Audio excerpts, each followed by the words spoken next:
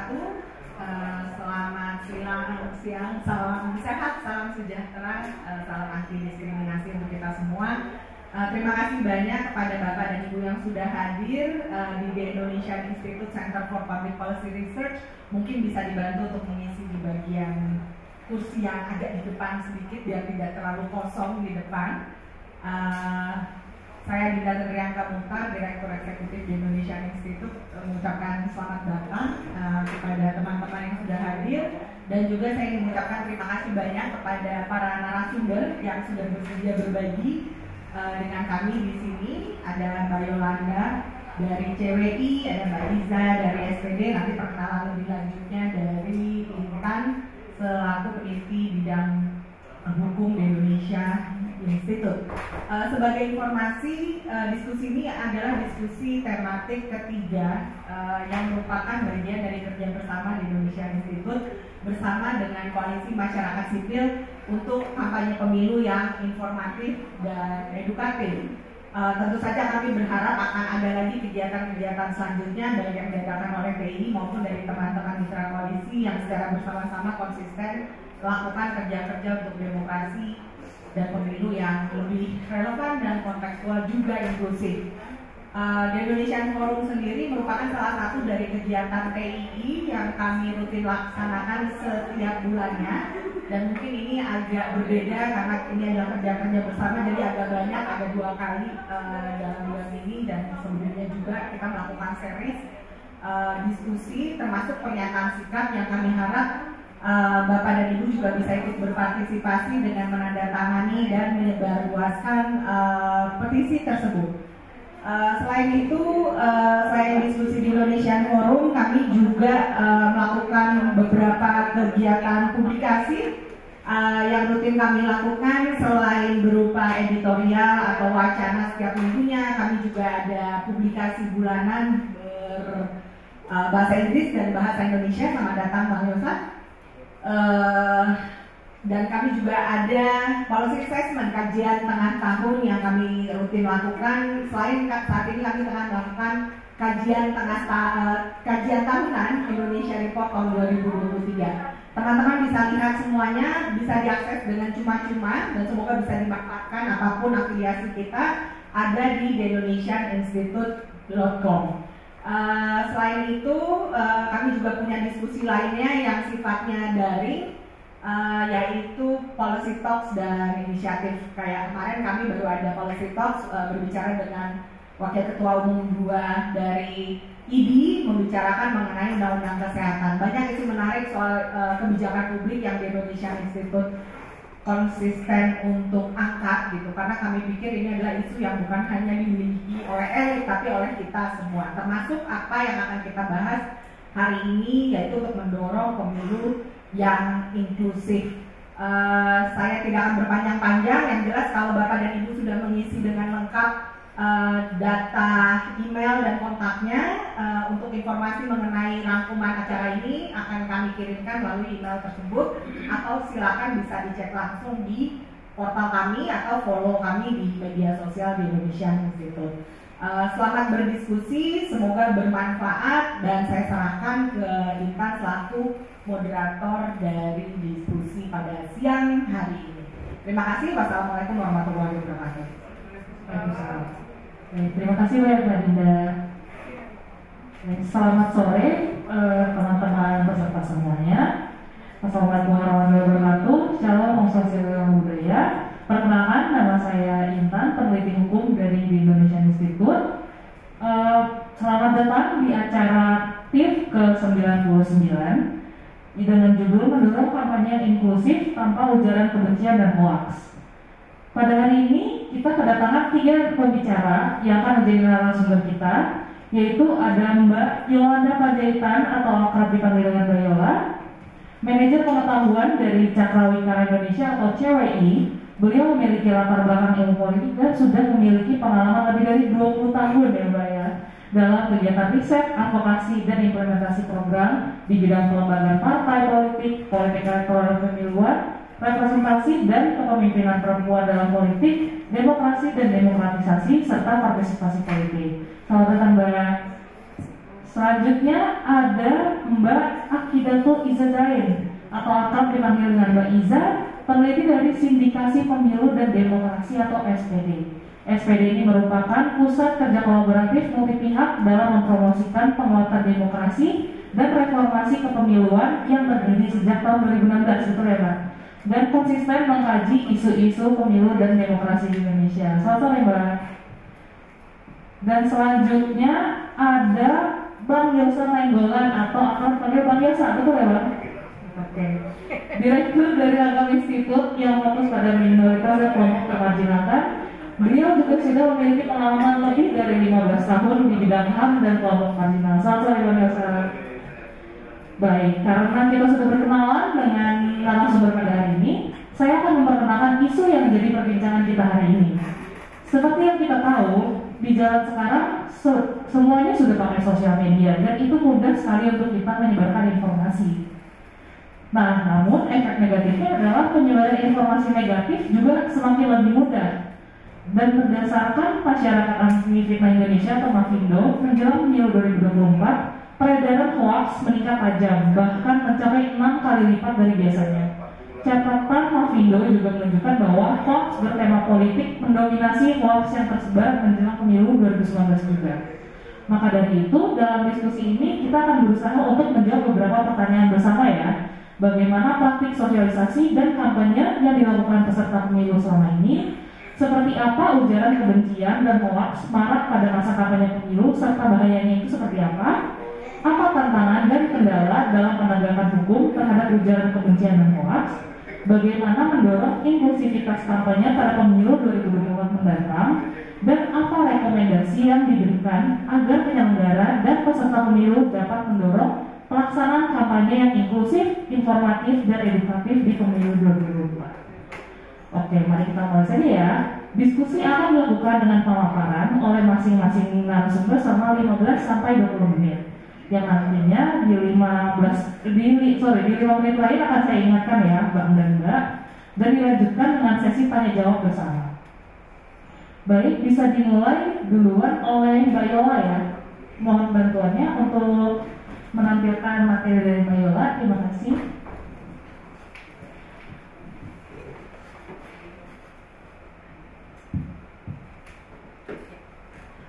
Selamat siang Ibu Bapak sekalian, perkenalkan nama saya Yolanda Panjaitan dari Cakrawikara Indonesia, yang pada saat ini mendapat kehormatan diundang teman saya Mbak Winda Tenrianke. Makasih Winda untuk mengisi diskusi kita siang ini mengenai kampanye yang inklusif. Terima kasih Intan. Selamat siang juga teman-teman di sini, Iza, Yosa. Saya akan mulai duluan untuk kita memulai diskusi. Mungkin pertama saya mau masuk dari yang dasar sekali, yaitu kita saat ini menuju pemilu 2024 sudah memasuki sebentar lagi akan memasuki masa kampanye dengan telah disahkannya PKPU mengenai kampanye nomor 15 tahun 2023. Durasi dari kampanye untuk pemilu tahun depan itu sepanjang 75 hari. Kemudian bentuk-bentuk kegiatan kampanye itu dibagi-bagi periode waktunya secara keseluruhan durasinya adalah 75 hari. Mohon ke slide selanjutnya. Untuk merespon dari teman-teman TII, berikut adalah jenis-jenis aktivitas kampanye yang terdapat di dalam Undang-Undang Pemilu Nomor 7 Tahun 2017. Kita sudah kenal ya sebagian besarnya. Ada pertemuan langsung dengan konstituen, kemudian ada penyebaran bahan kampanye, alat peraga, dan yang juga semakin banyak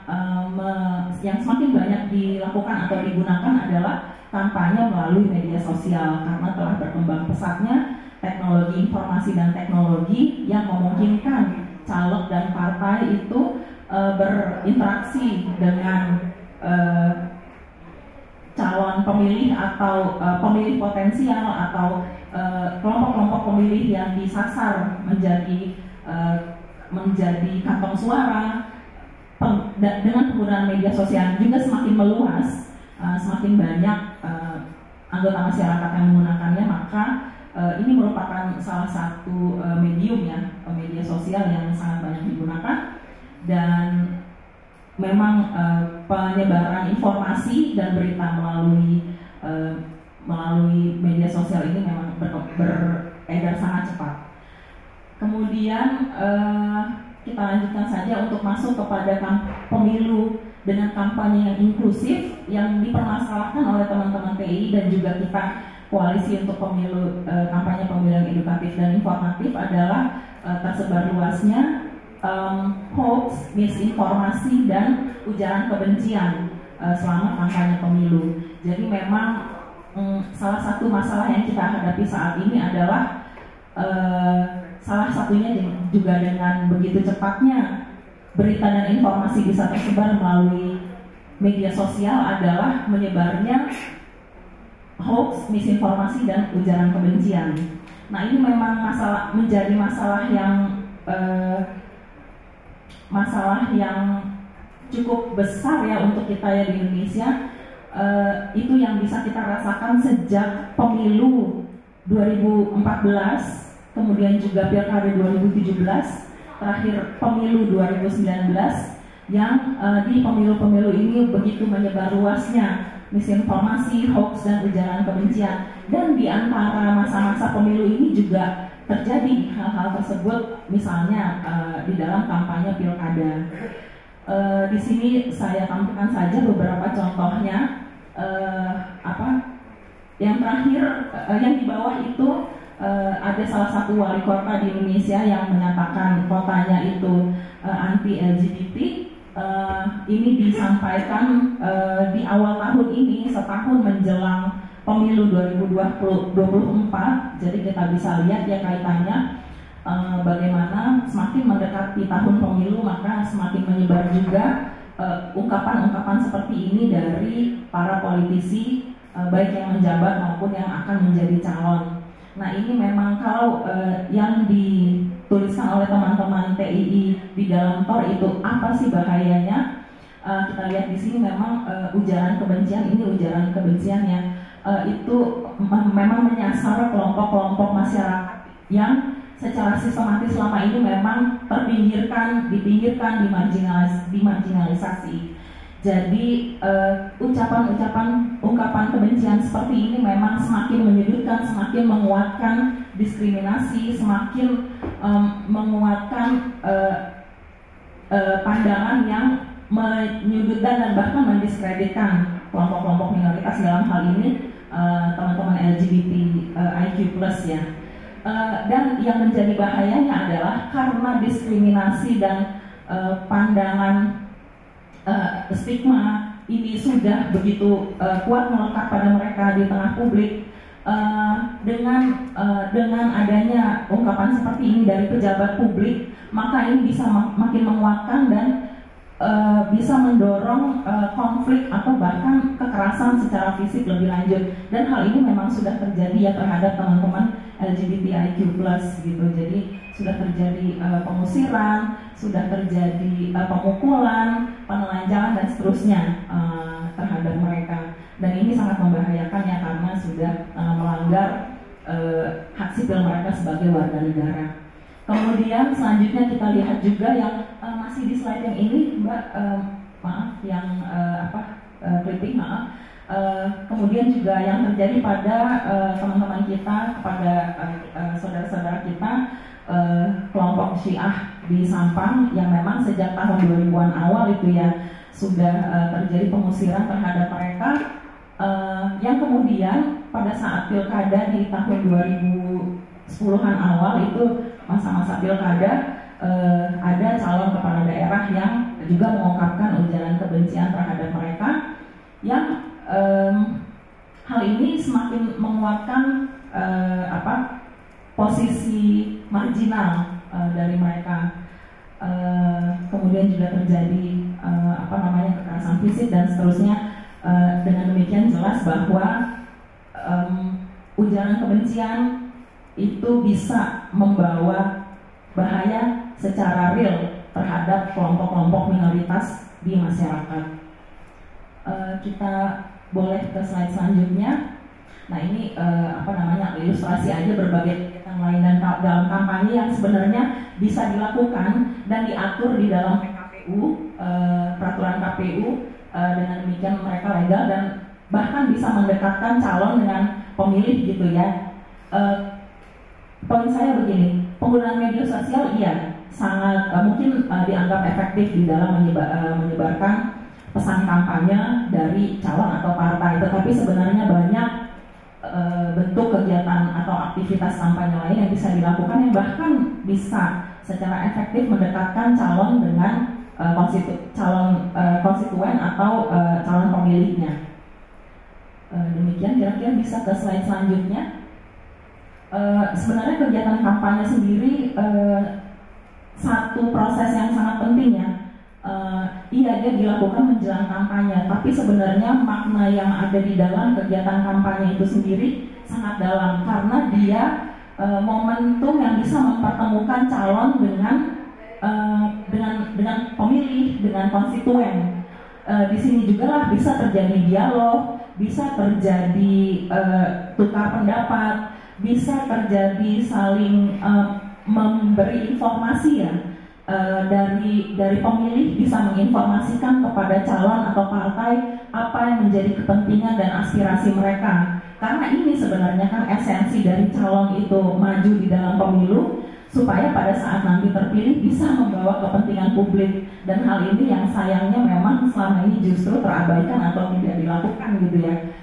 Fungsi representasi atau menerjemahkan kepentingan masyarakat ke dalam program dan kebijakan itu kan justru yang banyak tidak terjadi. Nah, kebijakan dan program pemerintah atau pejabat publik ini kan sebenarnya potensial bisa terjaring, bisa dibentuk atau dasarnya itu bisa berawal dari kampanye pemilu, karena inilah masa calon itu bisa ketemu secara intensif gitu dengan pemilih.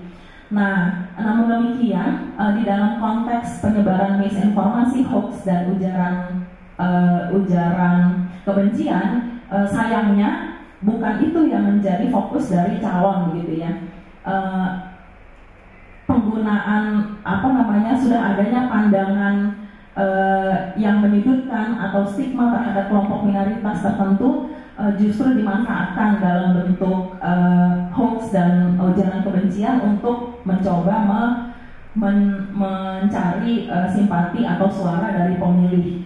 Nah, dalam hal ini apa saja sih tantangannya di dalam masa kampanye pemilu untuk bisa gimana ya? Kita kan maunya hal itu bisa diminimalisir ya.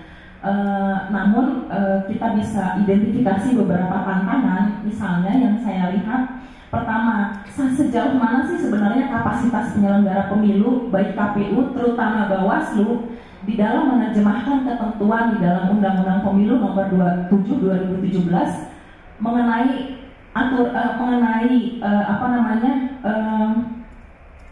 hasutan, adu domba, ini yang ada di dalam Undang-Undang Pemilu itu menjadi aturan teknis yang secara efektif nanti bisa menjaring tersebarnya hoax dan ujaran kebencian. Itu bisa diklasifikasi sebagai pelanggaran yang harus dikenai sanksi gitu. Jadi kan Bawaslu sebenarnya udah bilang kalau nggak salah di awal tahun ini bahwa sebenarnya mereka punya keterbatasan karena undang-undang pemilu itu hanya mengatur yang disebut pidana itu adalah kalau mengadu domba, menyebarkan hasutan, isi kampanye itu begitu. Jadi merasa bahwa hoax, ujaran kebencian itu tidak tercakup gitu. Yang menurut saya sebenarnya tugas Bawaslu lah untuk bisa mentransformasi ketentuan yang ada di dalam undang-undang pemilu menjadi aturan teknisnya, agar bisa mencakup aturan bahwa calon atau partai yang menyebarkan hoax dan ujaran kebencian itu melanggar aturan pemilu, dan dengan demikian harus dikenai sanksi. Begitu. Ini tantangannya sejauh mana Bawaslu dan mungkin sampai tahap tertentu KPU bisa melakukan hal ini. Kemudian juga ada tantangan bahwa kritik terhadap pemerintah atau lembaga pemerintah atau partai tertentu ini dikriminalisasi. itu digugat atau dituntut sebagai hoax atau ujaran kebencian atau pencemaran nama baik gitu ya. Misalnya dengan penggunaan undang-undang ITE ini juga satu tantangan karena memang sudah terjadi juga di tahun lalu, tahun 2022 atau 2 tahun lalu, tahun 2021 ada ibu di Aceh yang mengkritik pemerintah desanya, kemudian itu disebarkan di media sosial dan itu digugat balik sebagai satu pencemaran nama baik. Jadi ini yang mau kita hindarkan juga. Kemudian, nah ini yang tadi sempat saya sebutkan juga, minimnya kesadaran akan transaksi programatik antara calon atau partai dengan pemilih. Minimnya tawaran program, minimnya dialog mengenai program atau kebijakan antara calon atau partai dengan pemilih, sehingga calon itu dan partai memilih menggunakan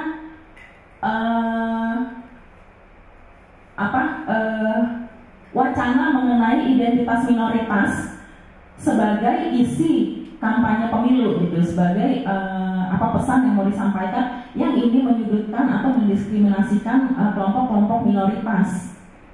Jadi memang ada salah satu teoritis ilmu politik yang menyatakan ini ya, semakin minim transaksi programatik yang terjadi antara calon dengan pemilih, maka kemungkinan akan meningkat juga penggunaan isu-isu terkait identitas antara yang digunakan oleh calon terhadap pemilihnya, terhadap publik di dalam pesan-pesan kampanye mereka begitu. Jadi program menurun, politik yang mempolitisasi identitas ini naik begitu. Dan ini sangat merugikan karena makin menguatkan stigma dan prejudis dan pandangan diskriminatif terhadap kelompok-kelompok minoritas di masyarakat. Boleh ke slide selanjutnya, Mbak? Nah, mungkin ini saya langsung saja ke beberapa saran dan rekomendasi dari teman-teman TII meminta ini. Mungkin kalau mungkin sudah banyak teman-teman lain yang menyampaikan masukan, saran, rekomendasi gitu ya untuk lembaga-lembaga formal ya, untuk penyelenggara pemilu, untuk lembaga pemerintah lainnya. Tapi bagi saya dan kami di Cakra Lingkar Indonesia penting sekali untuk menguatkan aspek pendidikan gitu ya, pendidikan dan peningkatan kesadaran, awareness raising. Dalam hal ini yang pertama saya tuliskan di sini, pendidikan bagi pelaksana kampanye caleg dan atau partai. Jadi kan nanti tiap caleg atau partai akan punya pelaksana kampanye yang secara resmi didaftarkan kepada penyelenggara pemilu, bahwa mereka yang melakukan aktivitas bertanggung jawab melakukan aktivitas kampanye bagi calon atau partai. Penting sekali meningkatkan kesadaran mereka, mendidik mereka tentang kampanye inklusif tanpa memasukkan penggunaan hoax, misinformasi maupun ujaran kebencian. Jadi buat saya penting sekali pendidikan bagi pelaksana kampanye tentang pelaksanaan kampanye inklusif. Kemudian yang selanjutnya penting juga pendidikan bagi pengawas pemilu dan instansi terkait lain di dalam kerangka pengawasan pemilu dan penyelenggaraan pemilu yang memampukan mereka memilah hoax dan ujaran kebencian. Jadi mereka bisa mengenali hoax dan ujaran kebencian, dan itu yang memampukan mereka untuk tahu selanjutnya harus melakukan apa. Entah itu memberi peringatan kepada peserta pemilu atau langsung menghentikan kegiatan-kegiatan seperti itu. Jadi kalau di sini saya sebutkan pendidikan bagi pengawas pemilu, yang dimaksud adalah seluruh jajarannya dari tingkat nasional sampai tingkat paling bawah, termasuk juga kalau mereka memberi pelatihan kepada pemantau pemilu yang diakreditasi oleh penyelenggara pemilu. Jadi seluruh pemangku kepentingan ya, seluruh stakeholders yang terlibat di dalam kampanye pemilu itu baik kalau diberikan edukasi seperti ini. Kemudian juga ini juga penting sekali bagaimana kita bisa melakukan kegiatan-kegiatan kita semua yang masyarakat sipil, sebenarnya KPU juga dan masyarakat sipil dan masyarakat sipil KPU itu bagaimana bisa mendidik pemilih ya agar kritis, bisa mengidentifikasi dan menganalisis, yang mungkin mengidentifikasi juga cukup begitu ya, mengenai hoax dan ujaran kebencian, dan tidak cepat tersulut atau tidak mudah percaya pada apa yang disebut sebagai hoax dan ujaran kebencian ini, dan juga penting agar mereka bisa mengenali bahayanya. Jadi pendidikan pemilih untuk kritis terhadap kampanye pemilu ini penting sekali menurut saya, karena ini salah satu cara yang mungkin bisa lebih menguatkan gitu ya, bisa menguatkan terselenggaranya kampanye, satu proses kampanye yang inklusif gitu. Kayaknya udah habis ini udah ya. Saya kira sampai di sini dulu yang bisa saya sampaikan. Terima kasih. Baik, beri tepuk tangan dulu untuk pemaparan Mbak Ella, sangat bagus sekali. Yang bisa saya highlight adalah dengan adanya hoax dan ujaran kebencian ini justru akan berbahaya ya untuk kelompok-kelompok yang sudah termarginal, karena itu akan melanggengkan stigma mereka begitu, dan juga akan menimbulkan konflik yang betul-betul nyata di masyarakat juga seperti itu. Jadi lebih baik daripada para peserta ini mencari simpati dengan cara negatif, mengujar kebencian, lebih baik melakukan kegiatan lain seperti itu.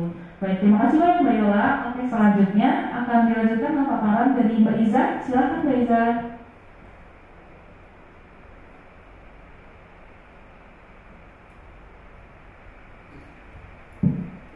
Oke, terima kasih Mbak Intan atas waktunya. Assalamualaikum warahmatullahi wabarakatuh. Perkenalkan Bapak Ibu, kemudian kakak-kakak ya, yang masih muda dipanggilnya kakak-kakak aja. Saya Akidatul Iza Zain, tadi sudah diperkenalkan oleh Kak Intan ya, bisa disapa Iza, dari Sindikasi Pemilu dan Demokrasi.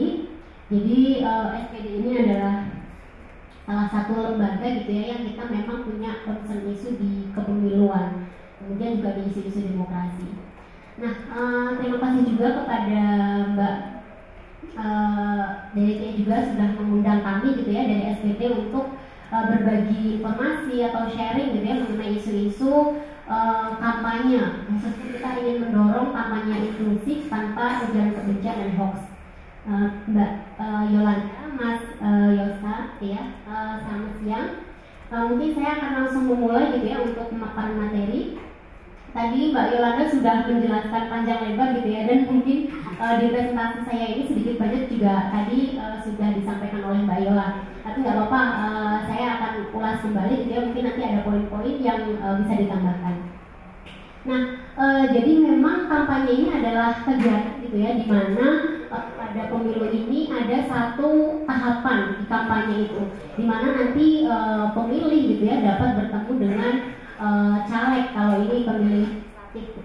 Kemudian kalau misalnya pemilih presiden, ya nanti di situ capres gitu ya atau cawapres bisa menawarkan gagasannya. Kemudian nanti bertemu dengan pemilih gitu ya, berdiskusi terkait program, kemudian misalnya visi misi atau apa ya, misalnya kerja-kerja yang akan dilakukan oleh capres dan cawapres itu. Nah, Bapak Ibu dan kakak-kakak gitu ya, sebenarnya tahapan kampanye ini sudah diatur dalam Undang-Undang Pemilu Nomor 7 Tahun 2017. Kemudian tadi diperjelas juga di PKPU kampanye.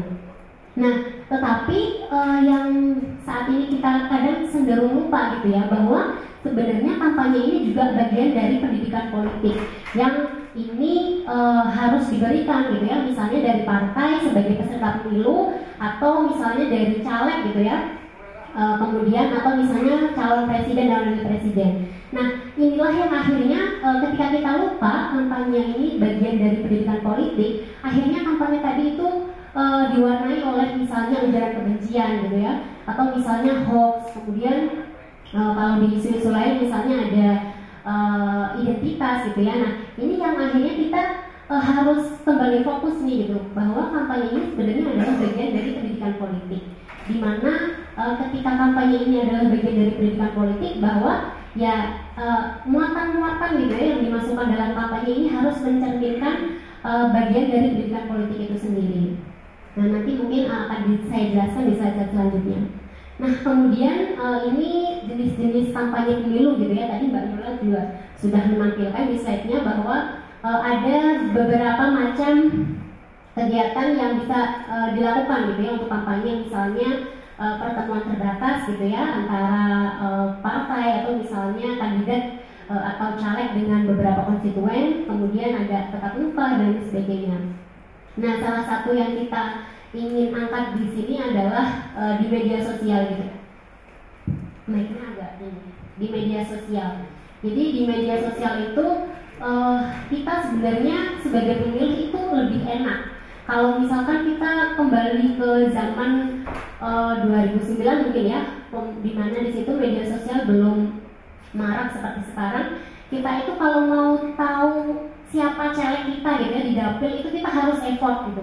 Misalnya kita harus ikut kampanye yang sifatnya tetap muka gitu kan, atau misalnya tempatnya lokasinya jauh gitu ya, kita yang di desa misalnya harus pergi ke kecamatan, atau misalnya harus pergi ke kecamatan sebelah, atau mungkin bahkan ke kabupaten. Nah, itu kita agak susah. Nah, tetapi di saat ini sudah ada media sosial, itu sebenarnya kita sangat dimudahkan gitu ya. Kita nggak perlu kemana-mana, duduk aja gitu Mbak ya di rumah, atau mungkin kalau anak kampus di kampus gitu ya, atau di sekolah dan sebagainya, kita bisa dapat banyak informasi dari misalnya caleg gitu ya, atau yang lebih mudah lagi misalnya capres gitu ya. Saat kita buka Instagram misalnya nanti ada akun-akun gitu CWI, kita mempromosikan gitu ya isu-isu soal capres dan sebagainya. Kemudian kita scroll lagi ada TI gitu kan, TII, nanti ada juga gitu informasi-informasi mengenai pemiluan. Nah, itu sebenarnya sisi positifnya gitu ya. Tetapi kadang ini partai politik itu suka rese juga. Oh ya. Kadang partai politik juga suka rese gitu ya. Akhirnya memanfaatkan media sosial ini untuk mempromosikan calegnya misalnya atau partainya, tetapi kadang dengan cara-cara yang negatif gitu ya. Misalnya dengan tadi ujaran kebencian gitu kan, atau misalnya hoax gitu untuk memenangkan si dia sendiri gitu ya, caleg sendiri, atau bahkan menjatuhkan lawannya gitu ya supaya dia naik gitu kan. Nah, ini yang saat ini coba kita perangi gitu ya, kita di LSMJ dari teman-teman NGO. Nah, mungkin bisa lanjut ke slide selanjutnya Mbak. Nah, ini salah satu contoh praktek kampanye hitam gitu ya, atau ujaran kebencian dan hoax. Ini Mbak Ira juga sudah mencontohkan. Ini di pemilu 2014 atau 2019 gitu. Ini yang sangat banter muncul gitu ya, mungkin teman-teman sudah tidak asing. Tetapi di di pileg misalnya, atau misalnya di pemilihan kepala daerah, sebenarnya juga ada gitu ya isu-isu ujaran kebencian atau hoax gitu. Tapi mungkin teman-teman tidak menjangkau sampai ke sana. Ini yang secara umum kita hampir semuanya tahu lah ya, saya anggap seperti itu. Nah, teman-teman gitu ya, Bapak Ibu dan kakak-kakak, apakah nanti di 2024 gitu ya, apakah berpotensi juga atau enggak sih kampanye hitam gitu ya? Mengingat misalnya di 2014 gitu kan, kemudian kalau di Pilkada DKI 2017 gitu ya, itu juga banter sekali. Dan di 2019 kita sudah merasakan tuh berbagai model gitu ya, ujaran kebencian, kemudian hoax gitu ya, atau satu lagi identitas gitu kan. Apakah nanti di 2024 kita juga mengalaminya gitu? Sebenarnya ini juga semacam keuntungan kita gitu ya Mbak. Kita sudah pernah tuh mengalami di 3 fase gitu ya, periode tadi, pemilu, di pileg dan pilkada DKI. Nah, harapannya itu sebenarnya pemilih kita semakin cerdas gitu ya Bapak Ibu, kakak-kakak, terutama misalnya anak muda sebagai dominasi pemilih gitu ya di PT nanti di 2024. Nah, bagaimana kita misalnya teman-teman di NGO gitu ya semakin memarakkan isu-isu ini, salah satunya kegiatan ini gitu ya. Kemudian misalnya bagaimana teman-teman juga mulai menyadarkan di pemilih yang generasi pemilih tua X ya, X. Nah, karena kalau saya pernah beberapa waktu lalu membaca, ternyata tingkat orang terpengaruh dengan isu hoax itu ternyata lebih cenderung ke pemilih yang X gitu ya. Bahwa teman-teman muda mungkin kalau dapat info nggak langsung percaya gitu ya, bisa di cross check. Tetapi mungkin bapak ibu kita yang ada di desa itu bisa mudah aja percaya gitu ya, atau mungkin nenek kakek kita gitu, atau tante-tante kita. Karena kalau saya kembali lagi ke pemilu 2019 misalnya ya, kita itu di rumah ada namanya grup keluarga besar gitu, keluarga besar, jadi anak dari nenek kakek semuanya tuh ada satu grup gitu. Dimana ketika hari-hari biasa tuh grupnya sepi, ada mayang gitu ya, paling sehari notifnya cuma 10-15 gitu. Tapi ketika menjelang pemilu atau mungkin masa kampanye gitu ya, itu sehari grupnya tuh bisa 100 gitu ya notifnya. Dan itu yang dibahas, yang seperti ini Bapak Ibu, itu diperdebatkan di grup. Yang biasanya mungkin mereka tidak memperdulikan isu-isu terkini gitu ya, tetapi ketika pemilu mereka saling punya dukungan masing-masing gitu ya, mendukung salah satu capres, salah satu calon presiden. Nah, ketika ada isu-isu hoax yang biasa kan di WA group itu tersebar, itu mereka sangat enggak kok gini gitu. Nah, itu mungkin kita gitu ya sebagai anak-anak muda atau mungkin sebagai anak juga bisa melihat tendensi itu. Slide selanjutnya, Mbak. Nah, ini beberapa dampak gitu ya yang mungkin bisa saya rekam gitu. Mungkin ada banyak dampak lain juga gitu. Nanti teman-teman Bapak Ibu juga bisa saling berbagi gitu ya di sesi tanya jawab. Nah, yang pertama ini bagi partai gitu ya, dari peserta pemilu dan juga caleg. Tadi Mbak Yola juga menjelaskan gitu strategi-strategi dan programatik. Nah, sebenarnya kan seperti kampanye hitam, kemudian ujaran kebencian, atau mungkin politik uang dan sebagainya, itu masuk sebagai strategi dan programatik gitu ya, di mana partai dia itu lebih mengedepankan upaya-upaya yang tadi non programatik gitu. Kalau kita bisa memilih yang programatik itu misalnya ya ketika kandidat atau caleg dia lebih mempromosikan visi misinya apa, kemudian program yang ditawarkan apa gitu ya. Ketika misalnya dia mencalonkan diri sebagai kepala daerah di salah satu daerah, dia angkat itu masalah di daerah itu apa yang harus diselesaikan apa gitu ya. Atau misalnya peluang-peluang apa yang harus diberikan kepada masyarakat di sana gitu ya. Misalnya permasalahannya soal lapangan pekerjaan gitu ya, atau misalnya soal tanah dan lain sebagainya di masyarakat adat misalnya, itu salah satu isu yang sebenarnya harus diangkat oleh entah itu kandidat gitu ya, atau misalnya caleg gitu, atau misalnya partai gitu, harusnya seperti itu. Tetapi kan yang kita lihat selama ini enggak. Kalau di tingkat nasional yang kita lihat partai lebih membagikan informasi, misalnya bapak ini telah bertemu dengan ibu ini gitu ya, kemudian nanti potensinya akan berkoalisi dengan siapa. Itu saat ini informasi yang sering kita dengar gitu ya, yang sering kita dapat di media sosial. Kita jarang sekali mendapatkan informasi-informasi misalnya partai A ini punya concern di isu apa gitu ya, dia punya komitmen untuk mendukung isu ini gitu, mengentaskan permasalahan ini. Itu kita jarang sekali melihat itu. Paling banter misalnya kalau ada entah itu misalnya musibah atau apa gitu ya, itu semua partai berbondong-bondong untuk mengangkat isu tersebut gitu. Padahal di hari-hari biasa itu nggak ada suaranya sama sekali.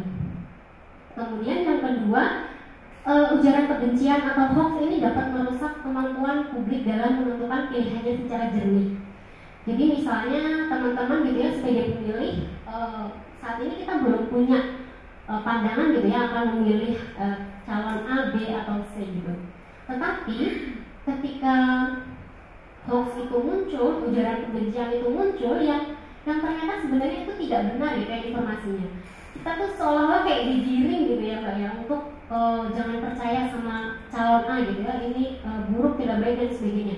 Akhirnya kita secara tidak sadar condong pilihnya ke B gitu ya, sedangkan informasinya itu padahal tidak benar. Nah itu, jadi kita kayak dikelabuhi oleh informasi itu. Jadi yang seharusnya kita bisa berpikir jernih gitu ya, menentukan pilihan, saling menimbang-nimbang pilihannya A, B, C, kurang lebihnya apa gitu, akhirnya kita jadi terbawa arus gitu oleh informasi-informasi tadi.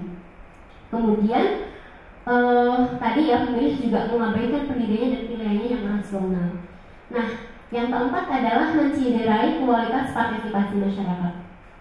Jadi kalau selama ini ketika kita berbicara mengenai partisipasi politik atau partisipasi masyarakat, kita secara tidak langsung pasti pikirannya ke seberapa banyak orang yang datang ke TPS gitu ya. Karena kita juga tahu gitu KPU atau Bawaslu ketika menargetkan partisipasi itu berdasarkan tadi ya seberapa banyak orang yang datang ke TPS, misalnya 80% gitu ya dan sekian. Nah padahal gitu ya partisipasi itu tidak hanya sebatas pada itu, tidak hanya sebatas pada seberapa banyak orang yang datang ke TPS, tetapi misalnya ketika kita mempertimbangkan gitu ya, kita mempertimbangkan dalam hal ini misalnya pilpres, capres A, B, C gitu, kemudian kita mencari informasi mengenai ketiga capres tersebut, kita profiling gitu ya, kita cari rekam jejaknya, itu sebenarnya bentuk dari partisipasi, karena kita ada keinginan gitu ya untuk terlibat langsung gitu. Sebelum kita datang ke TPS menentukan calon, kita itu ada upaya untuk melakukan profiling, itu sebenarnya salah satu bentuk partisipasi. Nah jadi ketika tadi misalnya ada hoax gitu ya, ujaran kebencian, pilihan kita itu misalnya kita tidak sadar sebenarnya dampak dari adanya ujaran kebencian tersebut dan hoax ini, kualitas partisipasinya jadi tercederai gitu ya Bapak Ibu. Yang seharusnya misalnya tadi kita melakukan partisipasi lain gitu, nah akhirnya tadi tercederai. Kemudian yang terakhir ini memecah belah bangsa, ini yang sering kita lihat dulu di pemilu 14 atau 19 misalnya cebong kampret gitu ya, itu salah satu apa ya ujaran kebencian juga. Nah ini jangan sampai nanti di 2024 akan terjadi hal yang serupa. Mungkin saya selanjutnya Mbak. Nah ini salah satu refleksi aja gitu ya, ini dari SPD gitu ya, mencoba merekam misalnya partisipasi pemilih dari tahun 1999 sampai pemilu terakhir 2019, ada peningkatan dari 2009 gitu ya, meskipun tidak signifikan, kemudian suara tidak sah, suara terbuang dan tidak memilih. Nah yang jadi menarik menurut kita adalah pemilu ini jadi ajang mobilisasi warga gitu ya untuk memilih, yang akhirnya tadi partai melakukan segala upaya cara untuk mobilisasi warga, salah satunya melalui hal-hal yang tadi sifatnya strategi dan programatik. Misalnya tadi fokus kita di hoax dan ujaran kebencian gitu ya. Padahal misalnya dalam pemilu yang penting hadir itu adalah bagaimana transaksi politik itu muncul.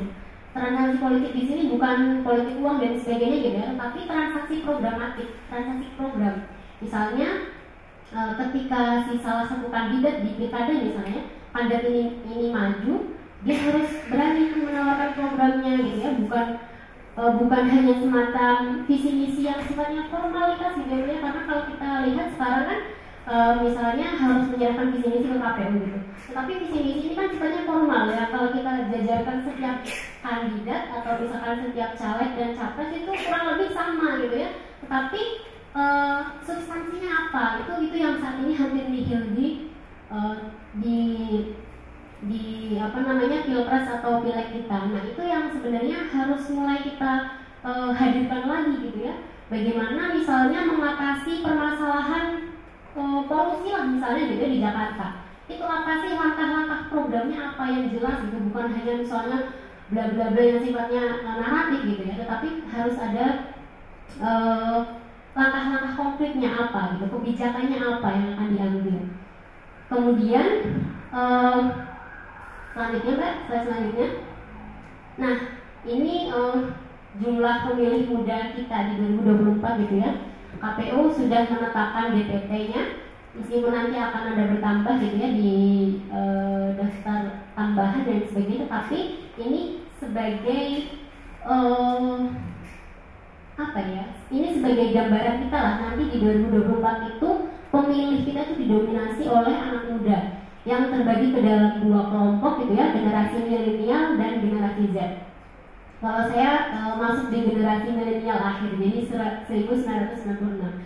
Nah, jadi ini sebenarnya ini adalah PR besar kita gitu ya Bapak Ibu dan kakak-kakak. Bagaimana nanti pemilih kita ini ya, pemilih muda dan juga selanjutnya nanti didominasi oleh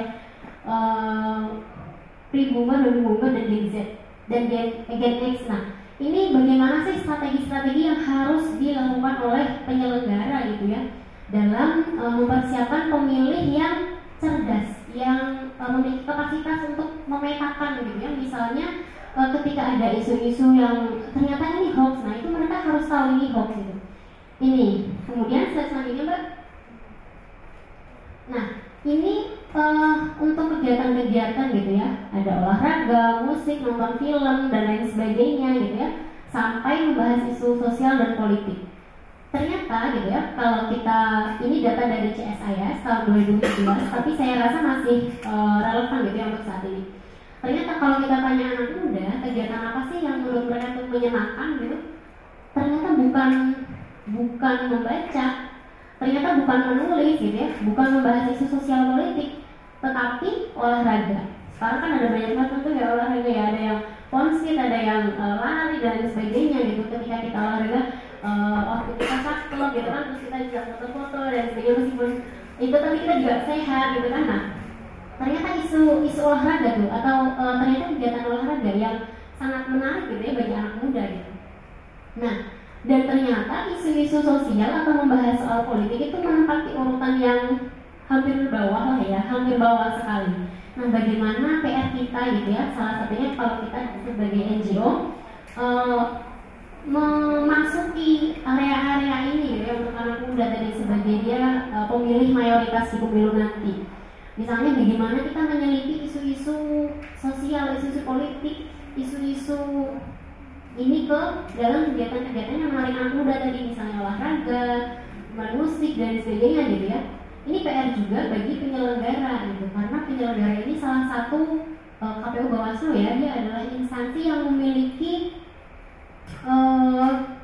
instrumennya itu kuat di daerah, dia ada di kabupaten gitu ya, di kecamatan ada PPS, PK dan sebagainya. Bawaslu juga demikian. Nah, ini tuh harusnya menjadi modal mereka untuk menyasar anak muda dengan isu-isu seperti ini gitu ya, dengan melibatkan anak muda, mempertanyakan misalnya kalian itu sukanya olahraga, sukanya musik, kira-kira gimana sih ketika kita mau menyelipkan atau kita mau sosialisasi gitu ya ke anak-anak muda ini, caranya gimana gitu. Nah, itu harusnya melibatkan anak-anak muda itu sendiri. Slide selanjutnya Mbak. Nah, ini slide terakhir gitu ya, bagaimana sih kemudian ketika kita ingin mendorong kampanye yang inklusif gitu.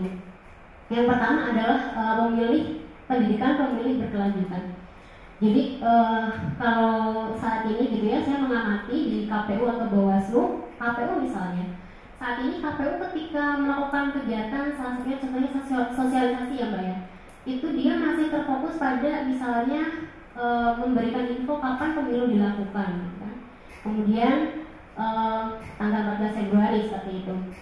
Kemudian nanti akan memilih siapa saja, masih yang sebatas seperti itu. Memang itu perlu diinformasikan, itu perlu gitu ya. Tetapi menurut saya ada poin penting yang harus ditekankan oleh KPU gitu ya, atau Bawaslu kepada pemilih.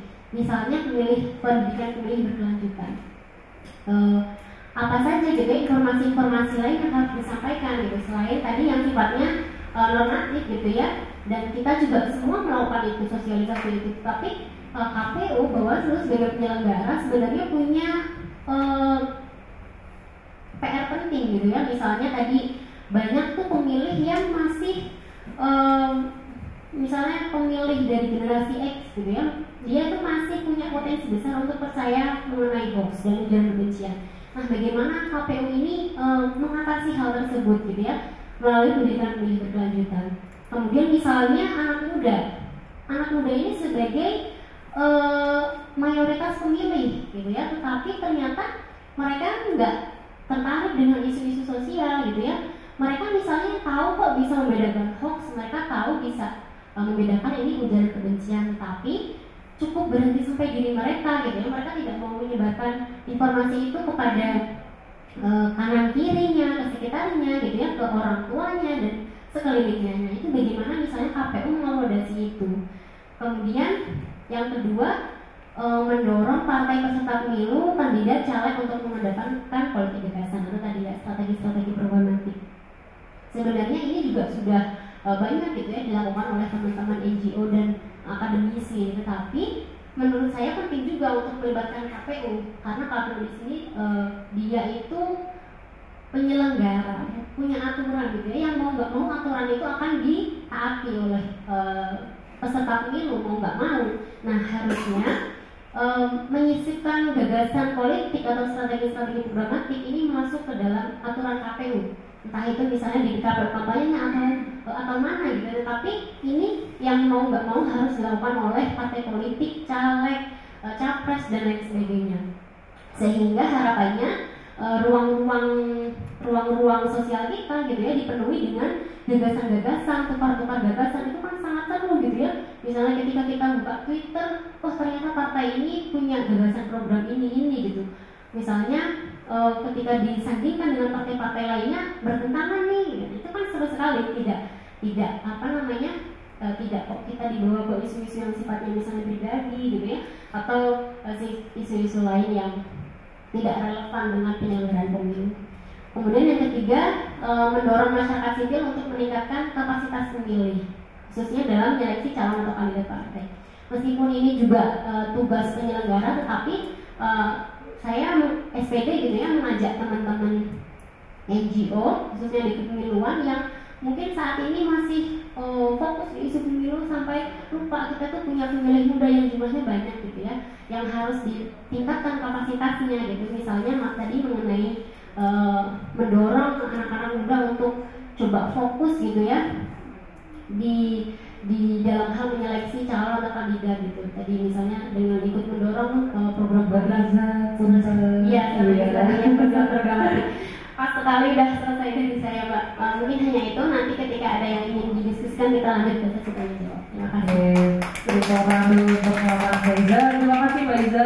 Betul Mbak Iza, grup keluarga besar saya itu salah satu korban hoax Jokowi keturunan PKI. Apalagi biasanya kan gambarnya astagfirullahaladzim, Jokowi ternyata keturunan PKI. Nah itu terjadi betul ke keluarga besar saya. Oke, selanjutnya kita ke pemaparan dari Bang Yasir. Silakan Bang. Ya, terima kasih Mbak Intan kesempatannya. Selamat siang Bapak Ibu sekalian. Senang sekali saya bisa diundang di sini. Ini ada Mbak Dinda dan Mas Anto, seperti pulang ke rumah kembali. 5 tahun lalu saya sempat ada di sini. Izin ya narasumber yang lain. Jadi pemaparan yang akan saya sampaikan mungkin tidak lebih fokus kepada bagaimana salah satu kelompok rentan penyandang disabilitas selama ini ketika mereka menghadapi pemilu, fenomena terkait dengan ujaran-ujaran kebencian terhadap mereka itu kalau dari 2019 yang lalu itu cukup marak. Kita nggak tahu ke depan itu seperti apa. Nah, saya juga ingin menyampaikan terlebih dahulu berita yang sebetulnya cukup memprihatinkan. Jadi tanggal 31 Juli lalu, teman-teman organisasi penyandang disabilitas melakukan judicial review. Kemudian kita kalah di MK di pasal 433 Perdata. Itu pasal sebetulnya teman-teman disabilitas psikososial khususnya menginginkan untuk penyandang disabilitas psikososial tidak ada pengakuan dalam segala hal, termasuk dalam ketika nanti melakukan pemilu, memilih di dalam TPS. Nah itu yang diinginkan, tapi kita gagal. Jadi tetap diharuskan ada pengakuan. Ada perbedaan kecil yang mungkin cukup signifikan. Yang diperbolehkan itu di pasal 433 Perdata itu dari kata wajib menjadi dapat. Jadi nggak wajib pakai pengakuan, tapi dapat. Artinya ada kepercayaan terhadap penyandang disabilitas psikososial. Jika mereka punya kapasitas atau cacat hukum, mereka bisa melakukan memilih sendiri tanpa ada pengakunya. Itu sebetulnya catatan kecil yang diantara keprihatinan itu ada setitik air yang mungkin cukup menyegarkan buat teman-teman disabilitas. Sebelum saya mulai, saya ingin tanya ke Bapak Ibu di sini. Ini bukan benar atau salah sebetulnya. Menurut Bapak Ibu, orang dengan gangguan jiwa itu bisa memilih nggak? Kalau yang bilang tidak bisa, bisa angkat tangan. Saya pengen tahu sih. Ini bukan benar salah ya. Tidak bisa, yang menganggap tidak bisa memilih. Jangan malu-malu. Tidak bisa memilih 1, 2, 3. Yang lainnya dianggap bisa memilih. Bisa memilih ya. Oke. Saya tidak bisa bilang benar atau salah, tapi nanti saya akan coba untuk sampaikan di presentasi saya. Salah satu juga mungkin minimnya pengetahuan bukan teman-teman Bapak Ibu di Mahkamah Konstitusi juga. Mungkin salah satunya ada less knowledge and understanding about person disability, terutama mengenai penyandang disabilitas psikososial. Ya, jadi nanti saya akan sampaikan di pemaparan saya bahwa memang tidak semua penyandang disabilitas psikososial itu bisa memilih. Ada kategori-kategori tertentu, mengingat kondisi mereka itu adalah episode condition. Jadi episode artinya tidak selamanya dia konsisten atau konstan dalam kondisi yang sama. Jadi ada satu episode yang dia secara umum ini sama dengan kita gitu. Kita bisa menilai realitas kita. Kan salah satu stigma yang dianggap kepada teman-teman disabilitas psikososial inilah mereka dianggap tidak menyadari soal lingkungannya. Mereka tidak bisa menilai realitas yang ada di lingkungannya, sehingga mereka mana mungkin dia bisa tahu apa misalnya calon-calon kandidat dalam pemilu itu bisa menyuarakan kampanyenya. Kok emang dia bisa tahu bahwa itu benar, atau dia bisa cross-check kebenaran dari si calon-calon itu. Jadi itu anggapan yang sebetulnya salah satunya karena stigma selama ini kita terhadap penyandang disabilitas psikososial. Nah, di dalam presentasi saya ingin kita merefresh kembali soal ujaran kebencian. Saya memakai syiar kebencian ini berdasarkan standar norma dan peraturan yang dikeluarkan oleh Komnas HAM. Ya. Jadi saya tidak akan membacakan ini.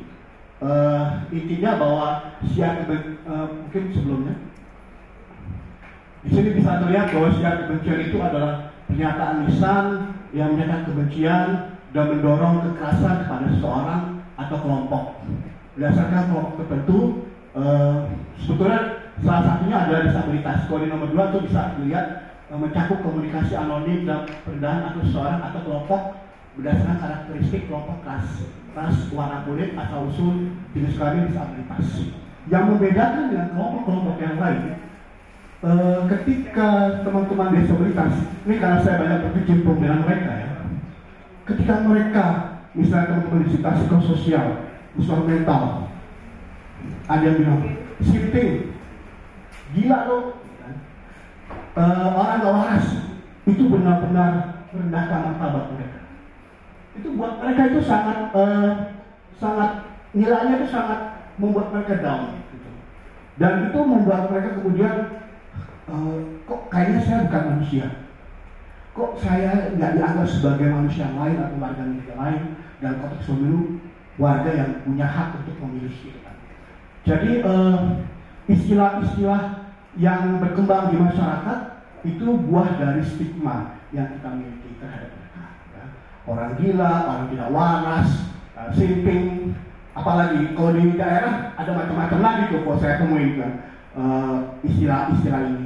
Jadi akumulasi dari stigma-stigma negatif ini dan itu disiarkan lewat media-media ya, terutama di sosial media dan beberapa surat kabar yang pernah dimunculkan beberapa tahun yang lalu.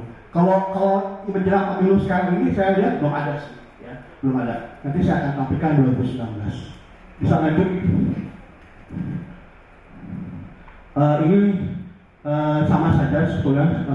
Yang tujuannya adalah penyebaran ini mengembangkan kemarahan publik sehingga publik takut untuk menyuarakan pendapat mereka. Yang saya sebetulnya pertanyakan, sebetulnya ada beberapa partai-partai politik tertentu itu tahu-tahu dia bicara soal orang gila.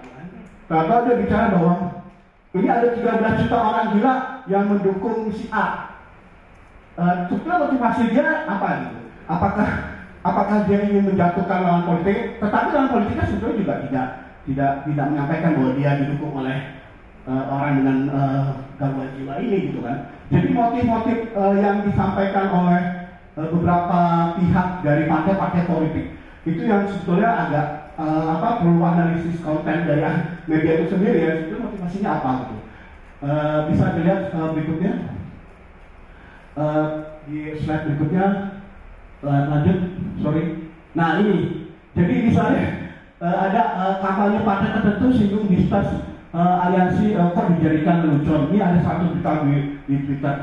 Kemudian ada juga di tahun 2019 disebutkan bahwa kok orang gila bisa nyoblos ada 13 juta orang gitu.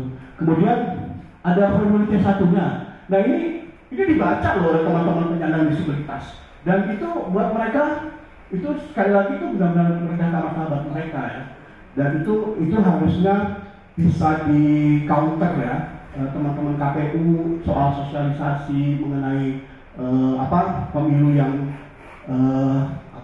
kampanye terhadap para pemilih ya, yang bersih gitu, jangan menggunakan kampanye-kampanye yang merendahkan dan stigma.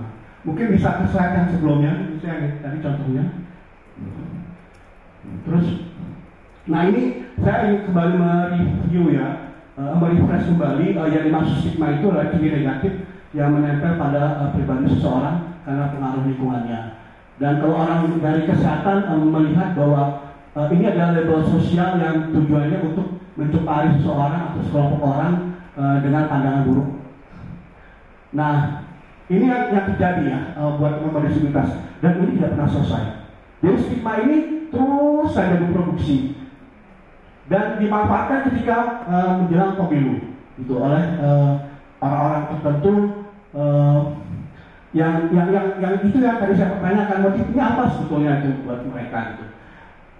Nah, selanjutnya ini adalah regulasi yang terkait konteks disabilitas, bahwa jelas di Undang-Undang 39 tahun 99 prinsip HAM bahwa setiap orang memiliki hak dan martabat. Nah, di Undang-Undang 8 2016 mengenai penyandang disabilitas itu tertera dengan tertulis bahwa prinsip soal bebas stigma dan mengenai hak politik yang dimiliki oleh teman-teman penyandang disabilitas. Lanjut lagi.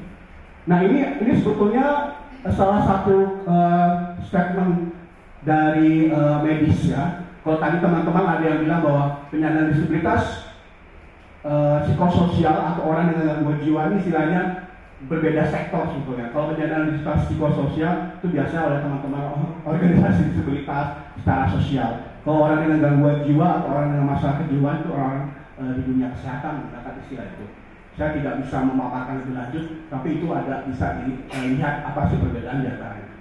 Nah, kalau dari aspek kesehatan itu tadi saya sampaikan bahwa mereka itu punya episode post condition gitu kan. Jadi tidak selamanya mereka akan terus tidak punya penilaian terhadap realitas dalam kehidupan. Ya, kalau orang dengan disabilitas percaya nggak mereka itu bisa pulih selama mereka bisa terapi. Ya, jadi mereka terapi itu nggak hanya obat, ada soal bisa meditasi, mereka bisa berhubungan atau berinteraksi dengan lingkungannya, sehingga mereka kemudian sama seperti kita, tidak ada perbedaan. Nah, yang dilihat orang adalah mereka tuh bukan episode condition, dianggapnya sama. Orang-orang gangguan jiwa yang ada di jalanan, yang sebetulnya yang tidak berpakaian misalnya, yang tantrum suka marah-marah, sebetulnya sama dengan kita warga negara Indonesia juga yang punya hak untuk memilih. Perbedaannya mereka tidak punya akses untuk bisa terapi. Itu kan persoalannya kan? Kalau misalnya mereka punya akses untuk terapi berdasarkan obat atau terapi yang lainnya, mereka tentu bisa ikut juga dalam pemilu dan mereka bisa sama dengan warga negara Indonesia lainnya, bahwa setiap warga negara punya hak untuk memilih, dan negara harusnya mengupayakan supaya mereka tetap bisa memilih karena mereka sebagai warga negara. pertanyaannya apakah negara mengupayakan itu? Nah ini yang perlu kita kaji lebih dalam. Kalau saya lihat di level kebijakan itu sudah ada sedikit perubahan ya. Jadi ada beberapa kawan di instansi pemerintahan, saya nggak bicara cuma KPU, itu mereka sudah mulai ada pengetahuan yang baru bahwa oh ternyata penyandang disabilitas itu punya kemampuan ya, dan mereka sama dengan kita, mereka bisa bekerja dan nyatanya mereka juga bisa sekolah sampai S3 misalnya. Itu nggak ada perbedaan sebetulnya. Nah pengetahuan baru ini yang seharusnya didistribusikan pengetahuannya kepada masyarakat, bahwa mereka itu berkemampuan, bukan justru stigma negatifnya yang kemudian menjadi diproduksi lebih banyak. Nah ini yang kemudian stigma negatif ini yang kemudian terakumulasi yang membuat kemudian mereka merasa dirinya bukan sebagai manusia, dan di samping itu di aspek kebijakan masih ada beberapa teman-teman yang tidak menganggap mereka sebagai calon pemilih, gitu kan? Itu yang agak sulit. Nah itu ada juga kalau kita mau cari tahu bahwa si orang ini gangguan jiwanya dalam episode tertentu bisa lewat reality test assessment. Bayangkan misalnya dalam pemilu ketika ada orang dengan gangguan jiwa. Bagaimana caranya supaya kita memastikan bahwa orang ini dalam episode yang dia sebetulnya bisa menilai realitas sehingga dia bisa memilih? Sebetulnya sederhana jawabannya. Kalau mereka merasa bahwa mereka tidak mampu untuk memilih, mereka nggak akan datang ke TPS, gitu kan? Ngapain orang dia juga nggak tahu kan mau ngapain? Tapi kalau dia sadar bahwa oh ini ada pemilu dan gue harus memilih A, B, C, D, dan saya harus tahu kampanye dari masing-masing kandidat, dia akan datang dengan sendiri. Artinya dia punya kesadaran soal itu, kan? Artinya dia punya penilaian terhadap realitas yang ada sekitarnya. Dan menurut saya itu adalah episode di mana mereka sebetulnya bisa sebagai calon pemilih, gitu kan? Nah sekali lagi sayangnya itu tidak didistribusikan pengetahuan dan pemahaman itu, terutama oleh teman dan itu dipegang oleh beberapa pemangku kebijakan yang menganggap ya sudah mereka tetap terstigma. Salah satunya dari MK ya, Mahkamah Konstitusi, yang masih menganggap mereka masih perlu pengampuan dalam melakukan aktivitas, termasuk dalam ketika nanti memilih. Sebagai informasi, tahun 2019 kemarin memang ada beberapa kampanye atau sosialisasi mengenai kandidat di pusat-pusat rehabilitasi orang dengan gangguan jiwa. Itu sudah ada, tapi belum semua. Hanya di beberapa kota, di kota-kota besar ya, di Jakarta ada, di Grogol. Malah di Grogol ada TPS sendiri. Pernah tahu? Di Grogol itu ada TPS sendiri, ada 2 TPS. Saya waktu itu datang, karena saya waktu itu kerja di Komnas HAM. Jadi waktu itu Komnas HAM meminta kepada KPU, kalau teman-teman yang ada di dalam rumah sakit gangguan jiwa itu sulit untuk keluar, ya sudah kita bikinkan saja TPS di dalam. Jadi ada 2 TPS, jadi itu mereka bisa mengakses sebagai pemilih. Lanjut. Nah ini tadi yang saya sampaikan soal hasil judicial review 433 KUA Perdata, yang angin segarnya adalah bisa mengganti kata wajib menjadi dapat. Ya, itu dalam istilah hukum itu sangat bermakna sekali itu. Buat teman-teman penyandang disabilitas ketika tidak ada kewajiban, artinya ada pengetahuan baru yang menunjukkan bahwa oh ternyata penyandang disabilitas itu punya kapasitas, sehingga dia tidak harus ada pengampu. Kata dapat kan bisa iya bisa tidak, gitu kan? Kalau wajib itu harus. Gitu. Nah ini yang angin segar yang bisa kita dapatkan dari teman-teman organisasi penyandang disabilitas, dan harapannya ke depan, di pemilu ke depan tentu mereka bisa memilih dan TPS di rumah sakit orang dengan gangguan jiwa yang juga penyandang disabilitas psikososial itu tetap hadir, tetap ada. Kalau memang ada kesulitan administrasi, ya administrasi tidak bisa keluar segala macam, itu harus diupayakan oleh negara, karena kan sebagai warga negara yang dia punya hak untuk memilih. Jadi jangan dilupakan bahwa negara yang punya kewajiban itu, dan negara harus mengupayakan warga negaranya untuk memilih, gitu kan. Nah, upaya-upaya ini harus kita dorong nih Pak Negara. Nah, untuk beberapa ada isu soal kalau begitu diwajibkan saja semua penyandang disabilitas psikososial untuk memilih. Ya ini kan kalau memilih itu kan hak artinya kan bukan compulsory, tapi voluntary kan. Tapi kalau dia tidak mau ya nggak apa-apa, gitu kan, terserah dia, gitu kan. Dan sama dengan warga negara yang lain, kalau memang kita mau datang ke TPS tapi tidak memilih, apa persoalannya kan? Nah, seperti itu sebetulnya sama dengan warga negara yang lainnya.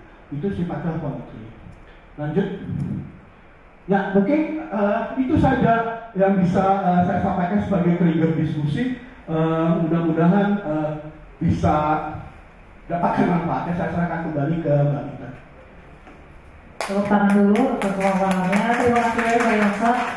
Wah, luar biasa. Saya milestone sebarunya ini dari wajib menjadi dapat loh. Itu luar biasa sih. Walaupun wajib jadi dapat, tapi kita dapat sesuatu. Oke, terima kasih atas paparan dari 3 narasumber. Sekarang kita akan memasuki sesi tanya jawab. Jadi teknisnya adalah akan dibuka 2 sesi tanya jawab dan 1 sesi saya akan menerima 3 pertanyaan. Saya tampung dulu, kemudian setelah 3 pertanyaan tertampung, baru saya akan serahkan ke narasumber untuk menjawab. Silakan jika ada yang ingin bertanya.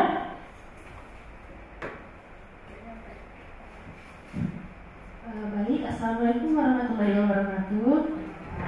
Waalaikumsalam. Perkenalkan, nama saya Erika. Saya izin bertanya. Kan terhadap keujaran kebencian itu kan sebuah kampanye sistematis yang dibuat oleh politisi itu sendiri. Kemudian cara politisi itu menarik perhatian masyarakat dan mencuci otak masyarakat supaya membenci lawan politiknya itu sendiri.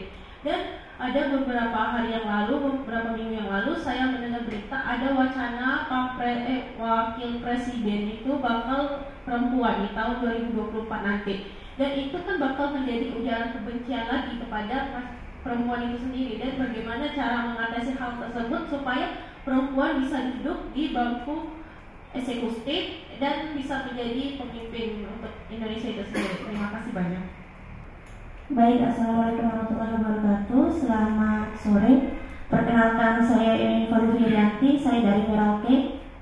Ya, ada menitipkan sebuah pertanyaan. Terima kasih kepada 3 narasumber untuk materi yang sangat luar biasa. Di sini ketika kita berbicara terkait kampanye tanpa ujaran kebencian dan hoax, sudah diatur dalam pasal 28 Undang-Undang Nomor 7 Tahun 2017. Nah, sekarang saya coba untuk kita melihat dari sisi lain, bukan dari sisi hukum. Bagaimana penyelenggaraan kampanye itu dapat kondusif dan menciptakan kontestan pemilu yang berintegritas, berjiwa kepemimpinan dan berpotensi dapat mengurangi ujaran kebencian dan hoaks di dalam kampanye. Karena ketika kita lihat di lapangan, seperti tadi yang disampaikan oleh Mbak Aziz yang di tengah ya kalau nggak salah, bahwa sasaran pemilu adalah orang-orang yang masih awam terhadap pemilu. Misalnya orang-orang tua kami nih dikasihkan materi hoax ataupun dikasihkan berita hoax, dengan sangat gampang mereka dapat menerima itu karena tidak bisa memfilter. Nah, menurut Bapak Ibu narasumber, apa cara yang konkret untuk mencegah hal-hal itu dapat masuk kepada keluarga ataupun orang-orang yang awam terhadap pemilu seperti itu? Terima kasih. Ya, sebelumnya terima kasih atas kesempatan untuk bertanya. Terima kasih juga terhadap pembicara, khususnya Pak Yosa. Saya Ninda dari Perhimpunan Jiwa Sehat, organisasi yang tadi disebutkan memulai judicial review pasal 433 KUH Perdata terhadap penyandang disabilitas psikososial atau mental. Nah, sebenarnya mungkin ini agak panjang. Sebenarnya upaya judicial review itu kita mulai juga dari tahun sebelumnya pada Undang-Undang 8 Nomor 2015 tentang Pilkada. Itu alhamdulillahnya MK mengabulkan permohonan kami, yaitu menghapus kewajiban persyaratan peserta pemilu untuk mendapatkan surat keterangan sehat atau yang tidak terganggu jiwaannya itu dihapuskan. Kemudian judicial review yang tadi itu setidaknya kata harus diganti menjadi dapat.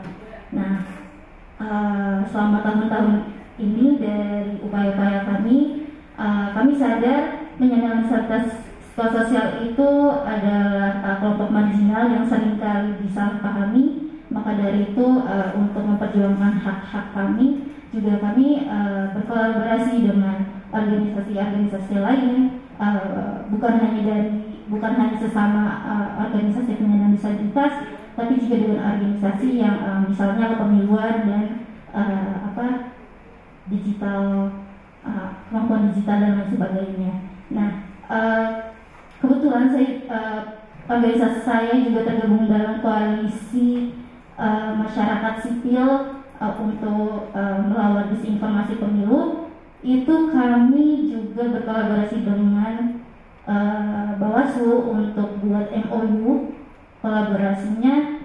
Tapi yang kami soroti dari Bawaslu tersebut, meskipun sudah ada MOU dan sudah ada upaya-upaya melibatkan masyarakat sipil untuk ujaran kebencian, untuk mencegah ujaran kebencian, tapi yang kami soroti itu upaya mereka sebenarnya masih harus terus digali karena belum optimal, belum mendetail dan belum menyentuh akar permasalahannya. Yang menjadi PR itu apakah harus selalu masyarakat, apakah harus selalu organisasi yang terus berjuang untuk inklusivitas ini, karena dari pemerintah khususnya penyelenggara pemilu juga kami rasa masih stagnan dalam upaya inklusivitas kepemiluan ini.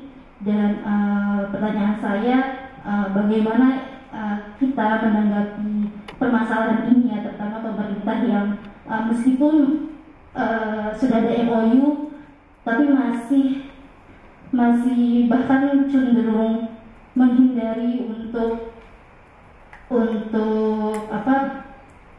berkolaborasi dengan masyarakat sipil untuk memerangi akar permasalahan, di mana ujaran kebencian dan inklusivitas kepemiluan itu belum dijadikan masalah utama bagi pemerintah. Itu saja, terima kasih.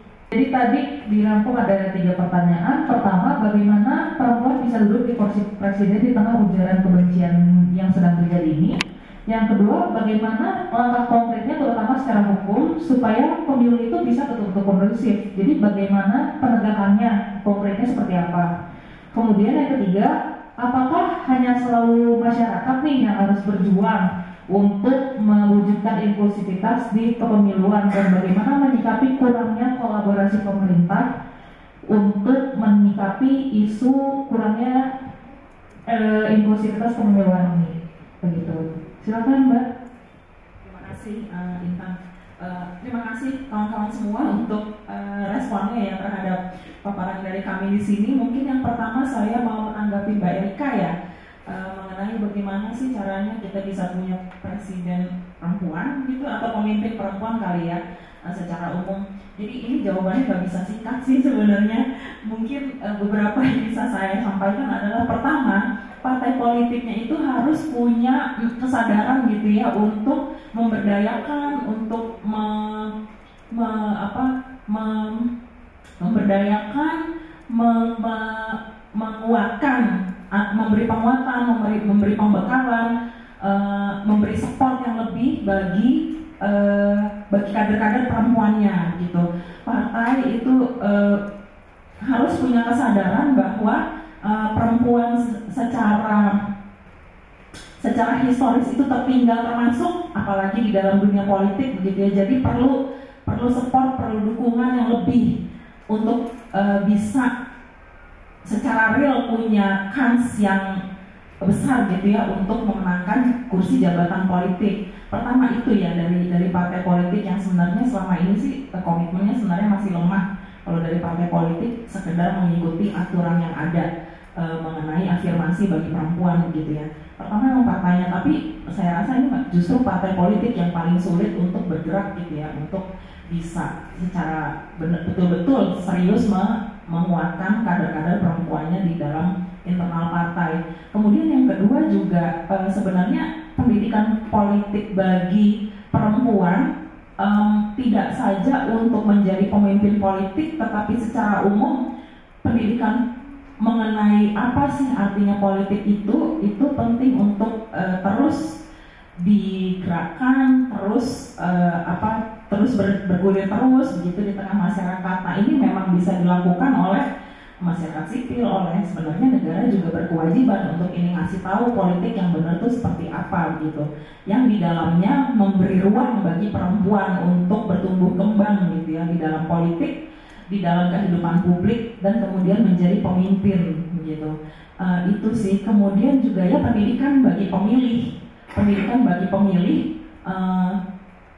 untuk bisa secara kritis gitu ya menilai, bisa memilah, bisa menyeleksi calon-calon yang ada berdasarkan track record dan kapasitas mereka untuk menjadi pemimpin. Jadi termasuk juga salah satunya bagaimana pendidikan kritis terhadap pemilih ini bisa memberikan bekal pandangan bahwa ada bias-bias terhadap pemimpin perempuan. Gimana caranya supaya bias ini bisa dikikis gitu dari tengah masyarakat, melihat pemimpin perempuan tuh harus A, B, C misalnya. Sering banget tuh dengar kalau perempuan kan lebih lebih sabar, lebih lemah lembut. Nah, ini dalam banyak hal ini sangat merugikan politisi atau pemimpin perempuan, karena pada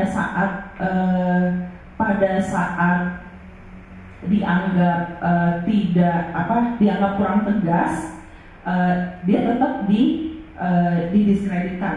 Tetapi pada saat keras, pemimpin perempuan dianggap emosional, dicap, dilabeli hal-hal yang menyudutkan pemimpin perempuan itu gitu. Pada saat keras dibilang tidak selayaknya seperti itu, tetapi pada saat tidak mau keras dianggap tidak berkapasitas gitu, kira-kira begitu. Nah, bias-bias seperti ini yang harus dikikis gitu ya dari pandangan publik, terutama juga dari pemberitaan di media. Jadi banyak hal sebenarnya yang harus dilakukan nih PR kita bersama untuk bisa mendorong lebih banyak perempuan untuk jadi pemimpin gitu. Karena kita tidak mau cuma sosoknya aja, identitasnya sebagai perempuan aja yang bikin dia jadi pemimpin, tapi yang harus yang punya kapasitas supaya bisa secara real gitu membawa kepentingan perempuan dan kelompok minoritas ke dalam politik dan kebijakan. Kemudian pertanyaan selanjutnya, apa ya hal yang konkret bisa dilakukan untuk mendidik pemilih gitu ya?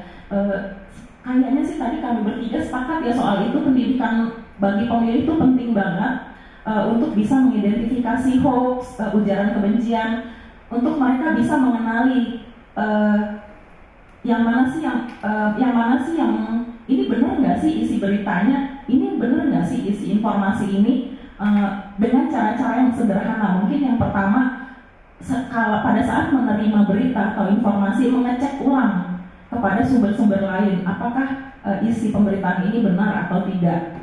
Kemudian juga diasah sensitivitasnya ya, mana yang ujaran kebencian, mana yang isinya itu sebenarnya menyudutkan, merendahkan martabat kelompok tertentu, apalagi kelompok yang minoritas yang secara sistematis itu sudah dipinggirkan, sudah tertindas di tengah masyarakat begitu ya.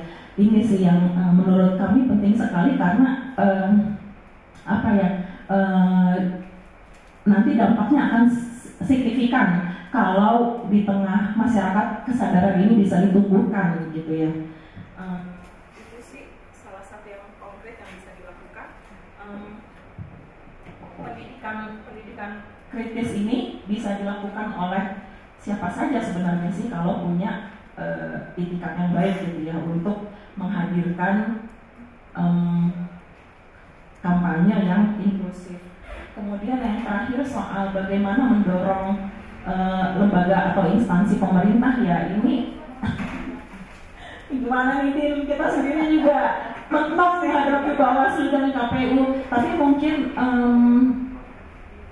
di dalam merumuskan satu perjanjian dengan instansi pemerintah, mungkin ketentuan-ketentuannya itu kali yang bisa diperketat ya, diperjelas di depan begitu.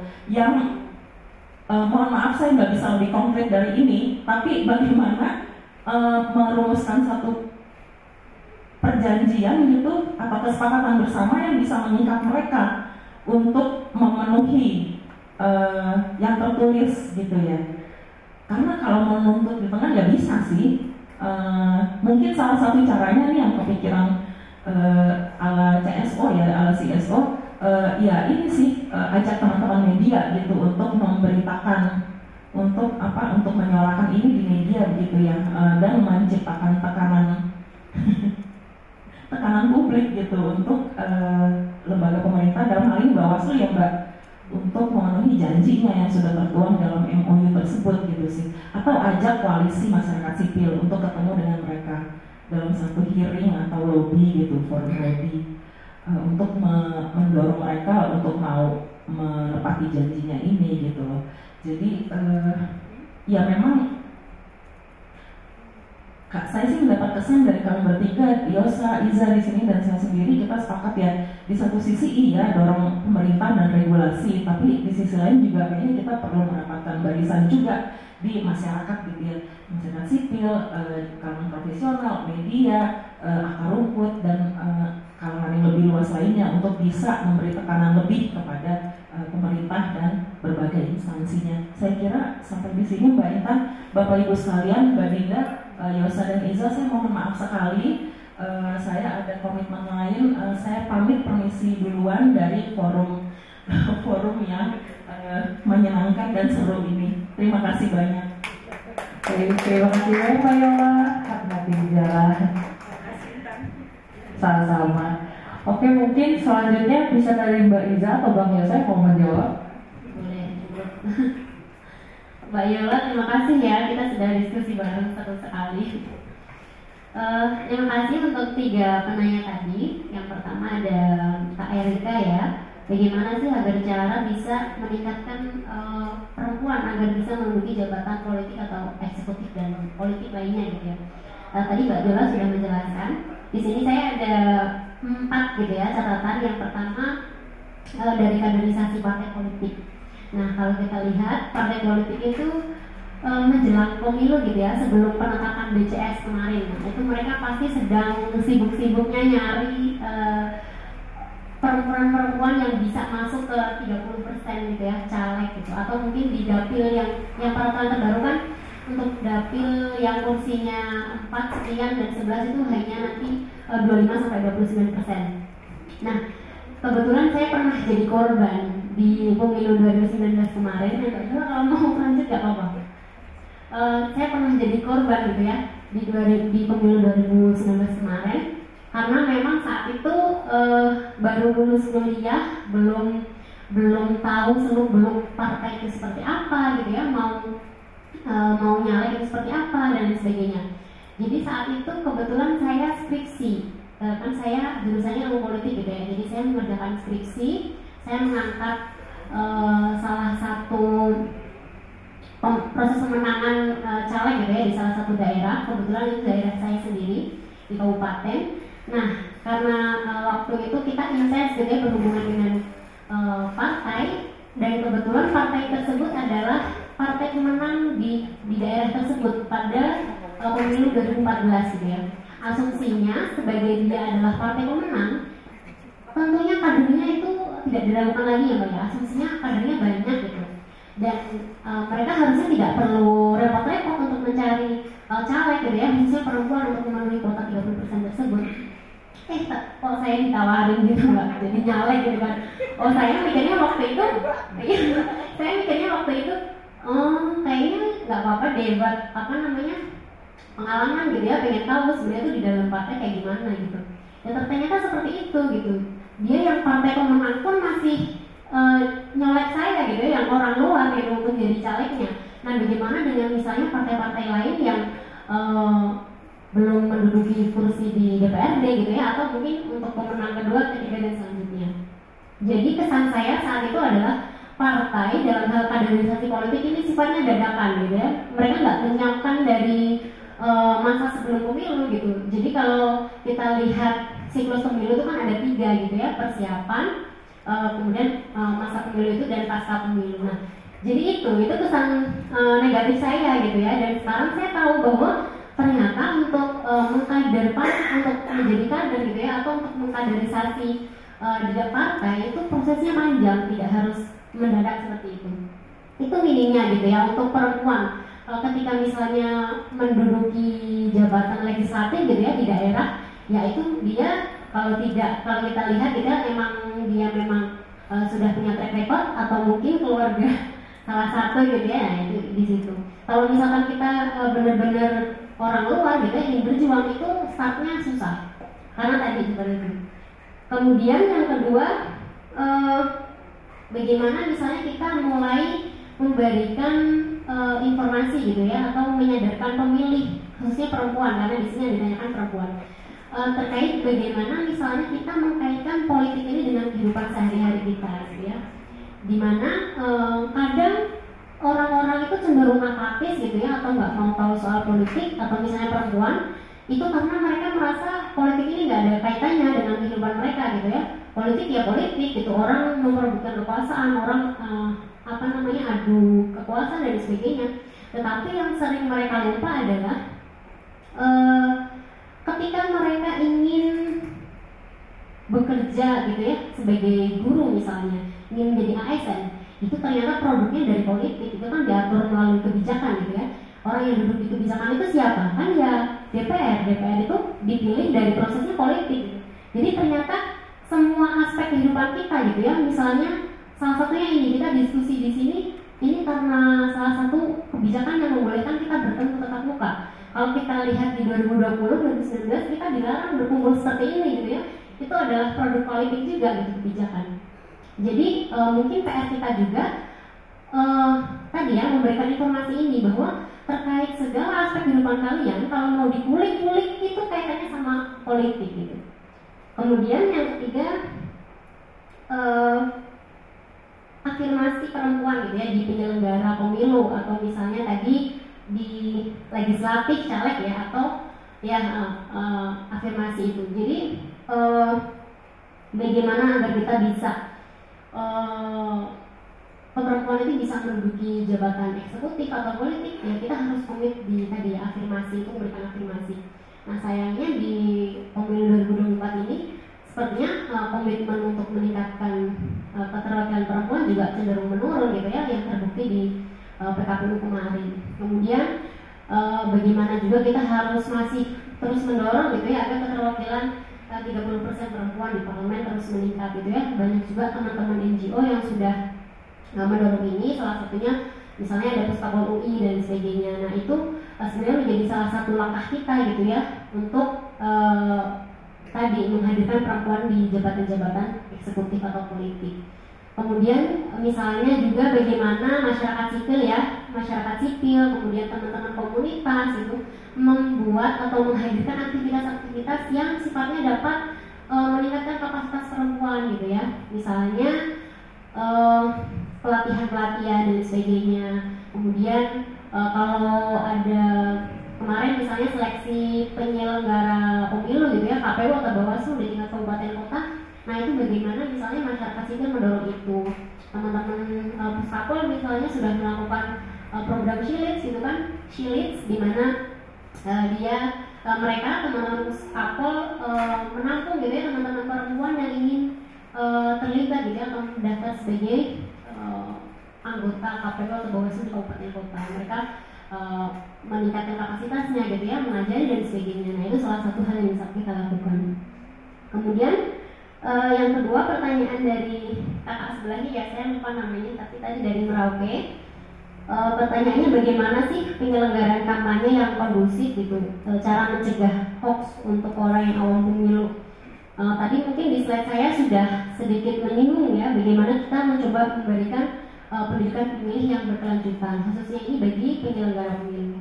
Jadi pendidikan pemilihnya tadi bukan hanya sekedar misalnya mengasih informasi kapan pemilu diselenggarakan gitu ya, atau misalnya bagaimana tata cara mencoblos gitu ya, atau bagaimana tata cara membuka, melipat kertas suara gitu. Itu penting, tetapi ada substansi lain yang harus disampaikan gitu ya, dan berkelanjutan sifatnya.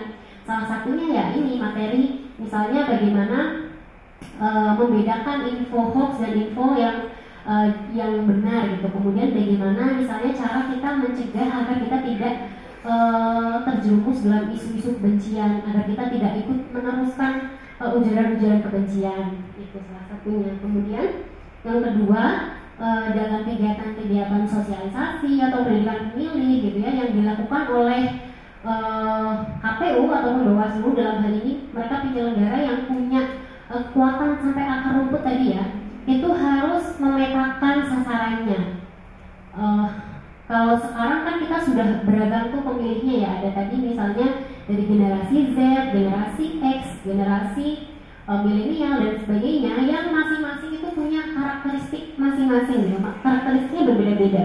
Nah, di setiap sosialisasi atau pendidikan pemilih yang dilakukan itu harapannya tadi berdasarkan pemetaan usia tadi itu ya. Ketika misalnya pemilih yang menjadi sasarannya ini anak muda, nah itu harusnya strategi-strategi yang dilakukan juga berbeda. Misalnya kemudian pemilih dari generasi X gitu ya, ternyata ketika kita menerapkan strategi yang dilakukan oleh anak muda nggak cocok gitu ya, harus dengan metode lain. Nah itu yang harus ditekankan. Dan ini juga bisa kita adopsi gitu ya untuk teman-teman masyarakat sipil gitu ya, ketika kita melaksanakan kegiatan kita coba lihat dulu gitu, misalnya sasarannya siapa gitu, barangkali strategi kita yang gunakan nggak pas nih buat misalnya sasarannya itu.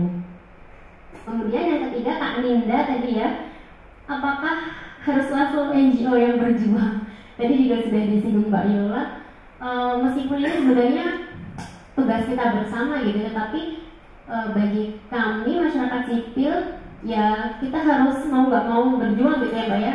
Salah satunya misalnya apapun yang bisa kita lakukan gitu ya, misalnya melalui kajian gitu. Kalau misalkan kita ber-MOU dengan penyelenggara ya coba kita pastikan gitu, misalnya dorongan-dorongan apa yang ingin kita tekankan itu masuk dalam MOU itu gitu. Jadi tidak sepihak.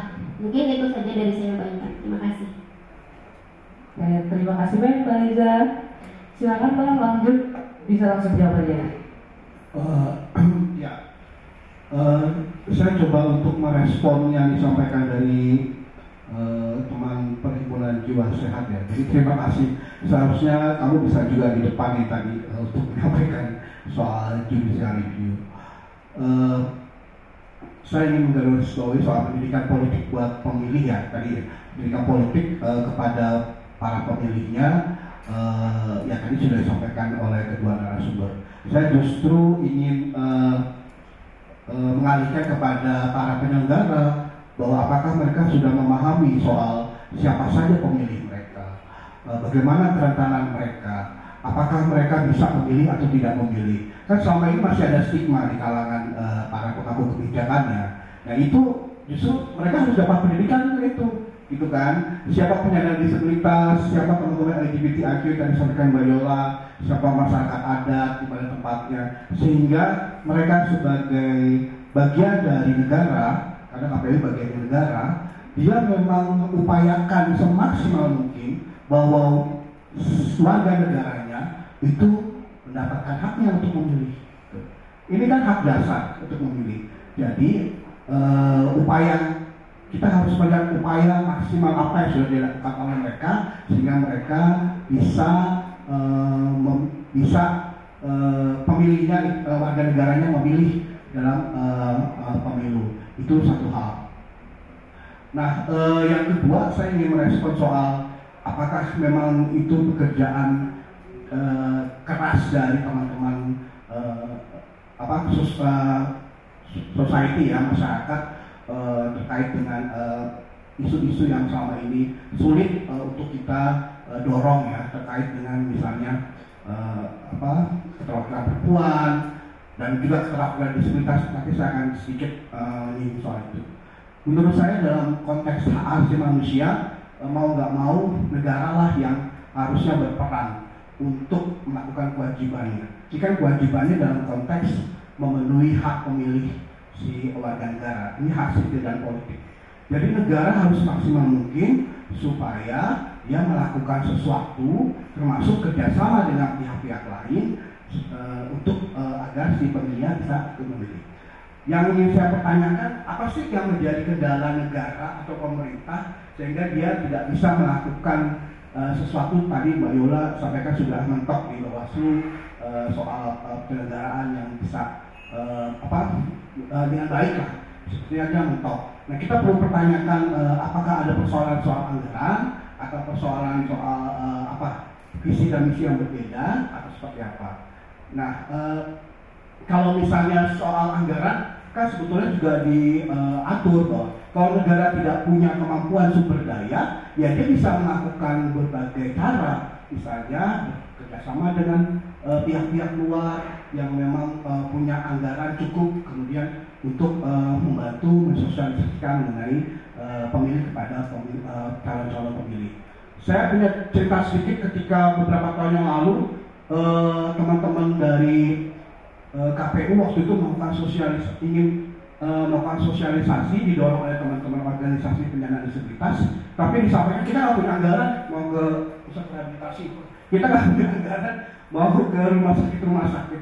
Oh, kalau misalnya kayak begitu, apa yang sudah Anda lakukan semaksimal mungkin supaya pemilih Anda tahu bahwa ada calon-calon kandidat yang harus dipilih oleh teman-teman penyandang disabilitas ini, ya kan? Karena agak berbeda.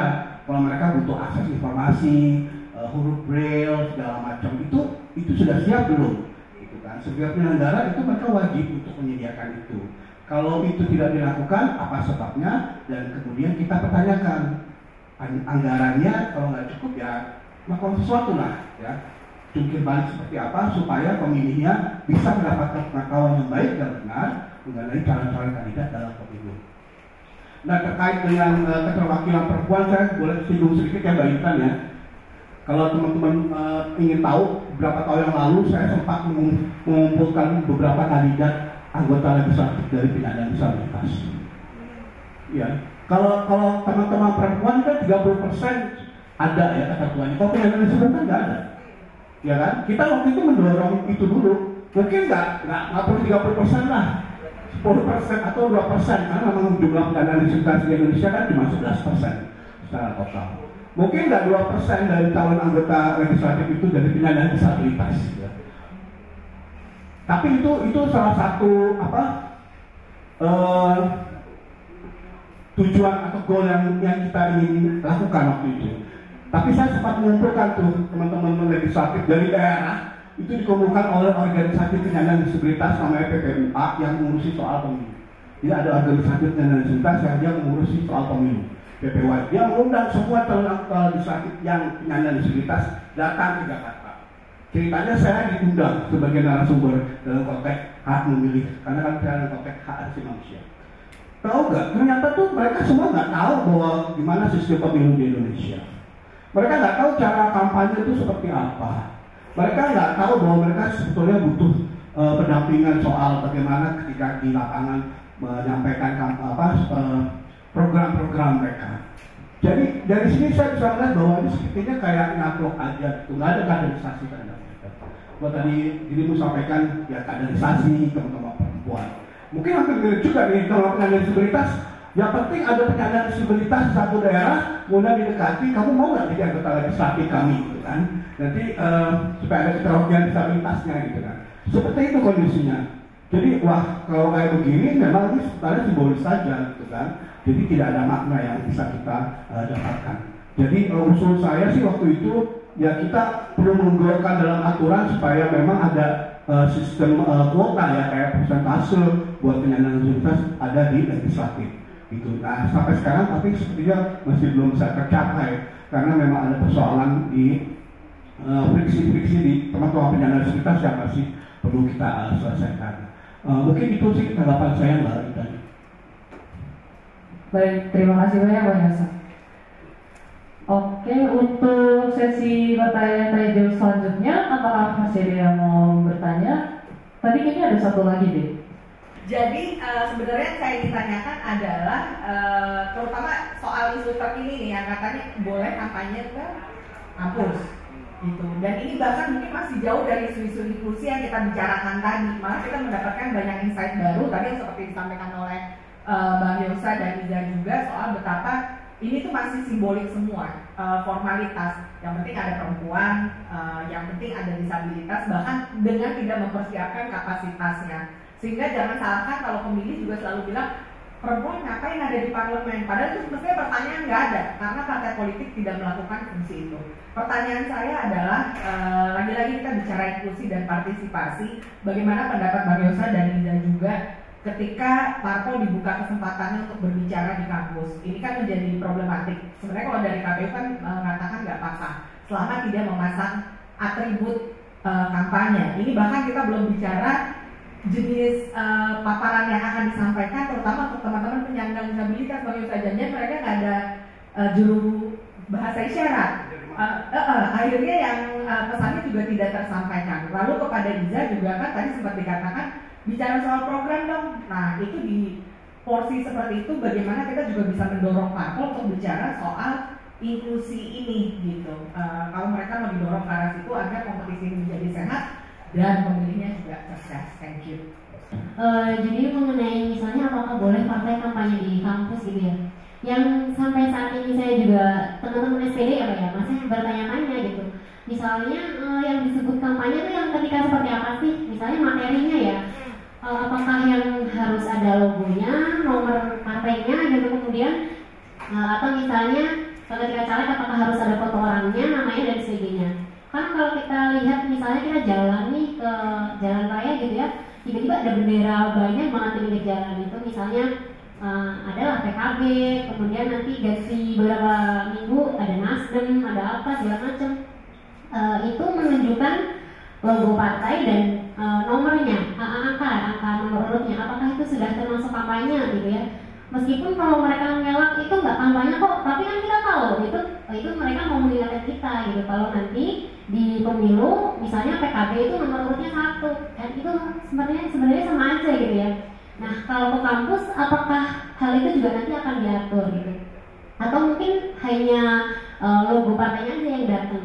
Kemudian ketika mereka kampus itu apa gitu ya akan disampaikan gitu ya. Tetapi menurut kami di SPD Mbak, ketika misalnya oke lah katakanlah mereka datang ke kampus gitu ya, tetapi dengan satu catatan tadi gitu ya, mereka menginformasikan misalnya tadi program-programnya, atau misalnya mereka ada strategi apa nih gitu, isu-isu apa yang diangkat. Harapannya kan sebenarnya itu gitu ya. Selain misalnya partai jadi menginformasikan program-programnya ke mahasiswa, dan mahasiswa itu kan nanti akan jadi pemilih gitu ya. Selain itu juga sebagai jadi ajang mahasiswa juga untuk berpartisipasi di situ gitu. Jadi menurut saya yang dulu saya juga mahasiswa politik itu sebenarnya fine-fine aja ketika ada salah satu partai yang datang gitu. Tapi ya tadi kita coba politik aja programnya apa gitu misalnya. Atau misalnya komitmen partai ini dengan isu-isu spesifik, misalnya isu disabilitas seperti apa gitu ya. Atau misalnya dengan isu HAM seperti apa dan sebagainya. Menurut kami sih itu Mbak. Kemudian ketika bagaimana kita mendorong agar partai menawarkan program-programnya dalam kampanye, itu menurut kami juga tetap harus melibatkan penyelenggara gitu ya. Karena kalau misalkan kita sendiri yang sebagai NGO mendorong itu kayak nggak didengerin gitu ya. Tapi kalau penyelenggara ketika ada aturannya itu mungkin bisa jadi salah satu acuan. Kemudian juga perlu dipikirkan gitu insentif bagi partainya apa sih ketika misalnya mereka mau meninggalkan strategi-strategi yang sifatnya non-programatik kayak tadi misalnya ujaran kebencian, hoax, kemudian politik uang gitu. Jadi partai juga nggak semerta-merta gitu ya, dia mau berkampanye dengan cara yang sehat, tapi mereka nggak dapat apa-apa. Mungkin itu sih. Tapi kalau mau dikaitkan mungkin banyak ya, nanti bisa ke pendanaan partai, ke yang lain sebagainya. Tapi intinya harus ada insentif juga yang didapat oleh partai. Itu. Oke, terima kasih Mbak Iza. Langsung ke Mbak Yosa bisa? Ya, ada dua hal sebetulnya. Kalau yang pertama, saya tetap ingin menempatkan kampus sebagai institusi akademik. Kodiabusnya tetap ada, kodiabusnya itu nggak bisa hilang. Artinya mereka sebagai pihak akademisi yang sebetulnya punya posisi yang dikatakan netral. Kalau misalnya ada satu hal yang kemudian kalau masyarakat lain mungkin langsung bisa melakukan penilaian yang cepat, kemudian dengan tendensi tertentu mungkin kemudian memilih partai A kalau misalnya ada di masyarakat. Kalau di akademisi di kampus saya kira itu agak sulit dilakukan. Ya, agak sulit kalau misalnya model campaign yang sama dengan masyarakat datang dengan bawa segala logo dan simbol-simbol partai, kemudian dia sampaikan walaupun sampaikan program-programnya seperti apa. Ya, menurut saya itu agak sulit dengan prinsip Godiamus dan prinsip soal independensi akademisi, jangan sampai itu menjadi prinsip kedepannya sih. Itu ada beberapa dampak yang salah satunya soal itu. Nah, saya lebih memilih begini, mungkin nggak sih misalnya si calon-calon kandidat yang mau campaign ini dia sudah melakukan kampanye misalnya di berbagai tempat gitu ya, kemudian didengar oleh teman-teman yang juga salah satunya adalah mahasiswa dari tertentu, kemudian dia menangkap salah satu program.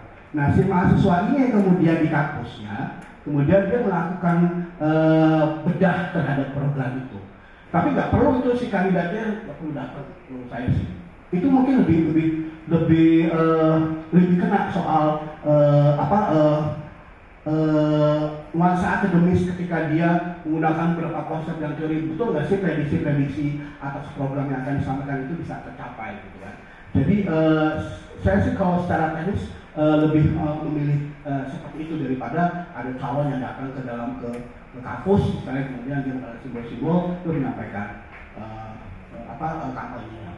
Nah, tentu kampus juga harus punya strategi tertentu nih. Saya nggak tahu apakah dalam kuliah mereka akan menyampaikan itu atau ada event-event tertentu. Karena kan kalau di kampus ya kan orang kan untuk kuliah kan akademis gitu. Ini jangan-jangan ini saya ke depan bisa kayak membagikan macam tidur ya. Friksi-friksi muncul di antara kampus kalau misalnya itu, tapi ini dugaan sementara saya nggak berharap seperti itu. Jadi strategi seperti apa sih kalau misalnya mereka datang ke situ lagi kuliah kah atau ada momen-momen tertentu atau di hari raya partai tertentu mereka datang ke kampus gitu kan, padahal kampus tempatnya mereka untuk belajar. Nah, yang kedua, segala apapun bentuk kampanye yang dilakukan oleh para kandidat itu harusnya bisa tersampaikan kepada semua audiens yang berbeda-beda, termasuk kalau mereka adalah penyandang disabilitas. Artinya tadi Mbak Bida sampaikan, kalau misalnya ada penyandang disabilitas yang tuliwicara, apakah disediakan? Misalnya juru bahasa isyarat, atau kalau mereka yang visual impairment itu gimana caranya? Untuk melihat brosur-brosur seperti itu, apakah ada braille-braille-nya kalau disampaikan tidak lewat suara. Jadi soal aksesibilitas dan namanya reasonable accommodation, akomodasi yang layak itu harus disediakan buat teman-teman penyandang disabilitas yang menjadi audiens ketika melakukan campaign. Termasuk juga fisik, apakah bisa kursi roda itu bisa sampai misalnya kalau misalnya di tempat-tempat atau lokasi-lokasi campaign yang dilakukan oleh kandidat-kandidat dari partai-partai tertentu. Jadi itu yang menurut saya harus dipertimbangkan karena pengalaman itu tidak pernah bisa terpenuhi. Pun di TPS-TPS masih banyak TPS-TPS di daerah itu teman-teman kursi roda itu nggak bisa datang ke TPS, akhirnya dia terpik bola. Padahal dalam prinsipnya sekarang adalah kita atau negara mensupport mereka bisa melakukan secara mandiri, ya. Artinya kalau secara mandiri mereka bisa datang dari rumah ke TPS, artinya jalannya kemudian difasilitasi supaya mereka datang. Bukan mereka kemudian datang kemudian dituntun ke TPS, itu kan tidak ada kemandirian. Jadi prinsip soal inklusivisme itu, ya itu juga termasuk soal sarana-prasarana, kemudian bagaimana pemahaman yang baik bagi penyelenggara ya di KPU termasuk di daerah-daerah menyediakan aksesibilitas dan reasonable accommodation kepada teman-teman penyandang disabilitas dan juga lansia. Itulah mirip dari lansia juga kadang-kadang mereka sulit untuk mengakses untuk menuju ke TPS. Mungkin itu yang bisa saya sampaikan. Oke, baik. Begitulah Begitulah pertanyaan terakhir dan jawaban-jawaban dari narasumber kita. Sebelum kita menutup diskusi pada hari ini, seperti biasa bisa minta waktunya sebentar untuk memberikan closing statement dari masing-masing narasumber. Silakan. Boleh dari Mbak Yesa dulu atau Mbak Yesa? Oke, terima kasih. Apa ya sudah disampaikan semua.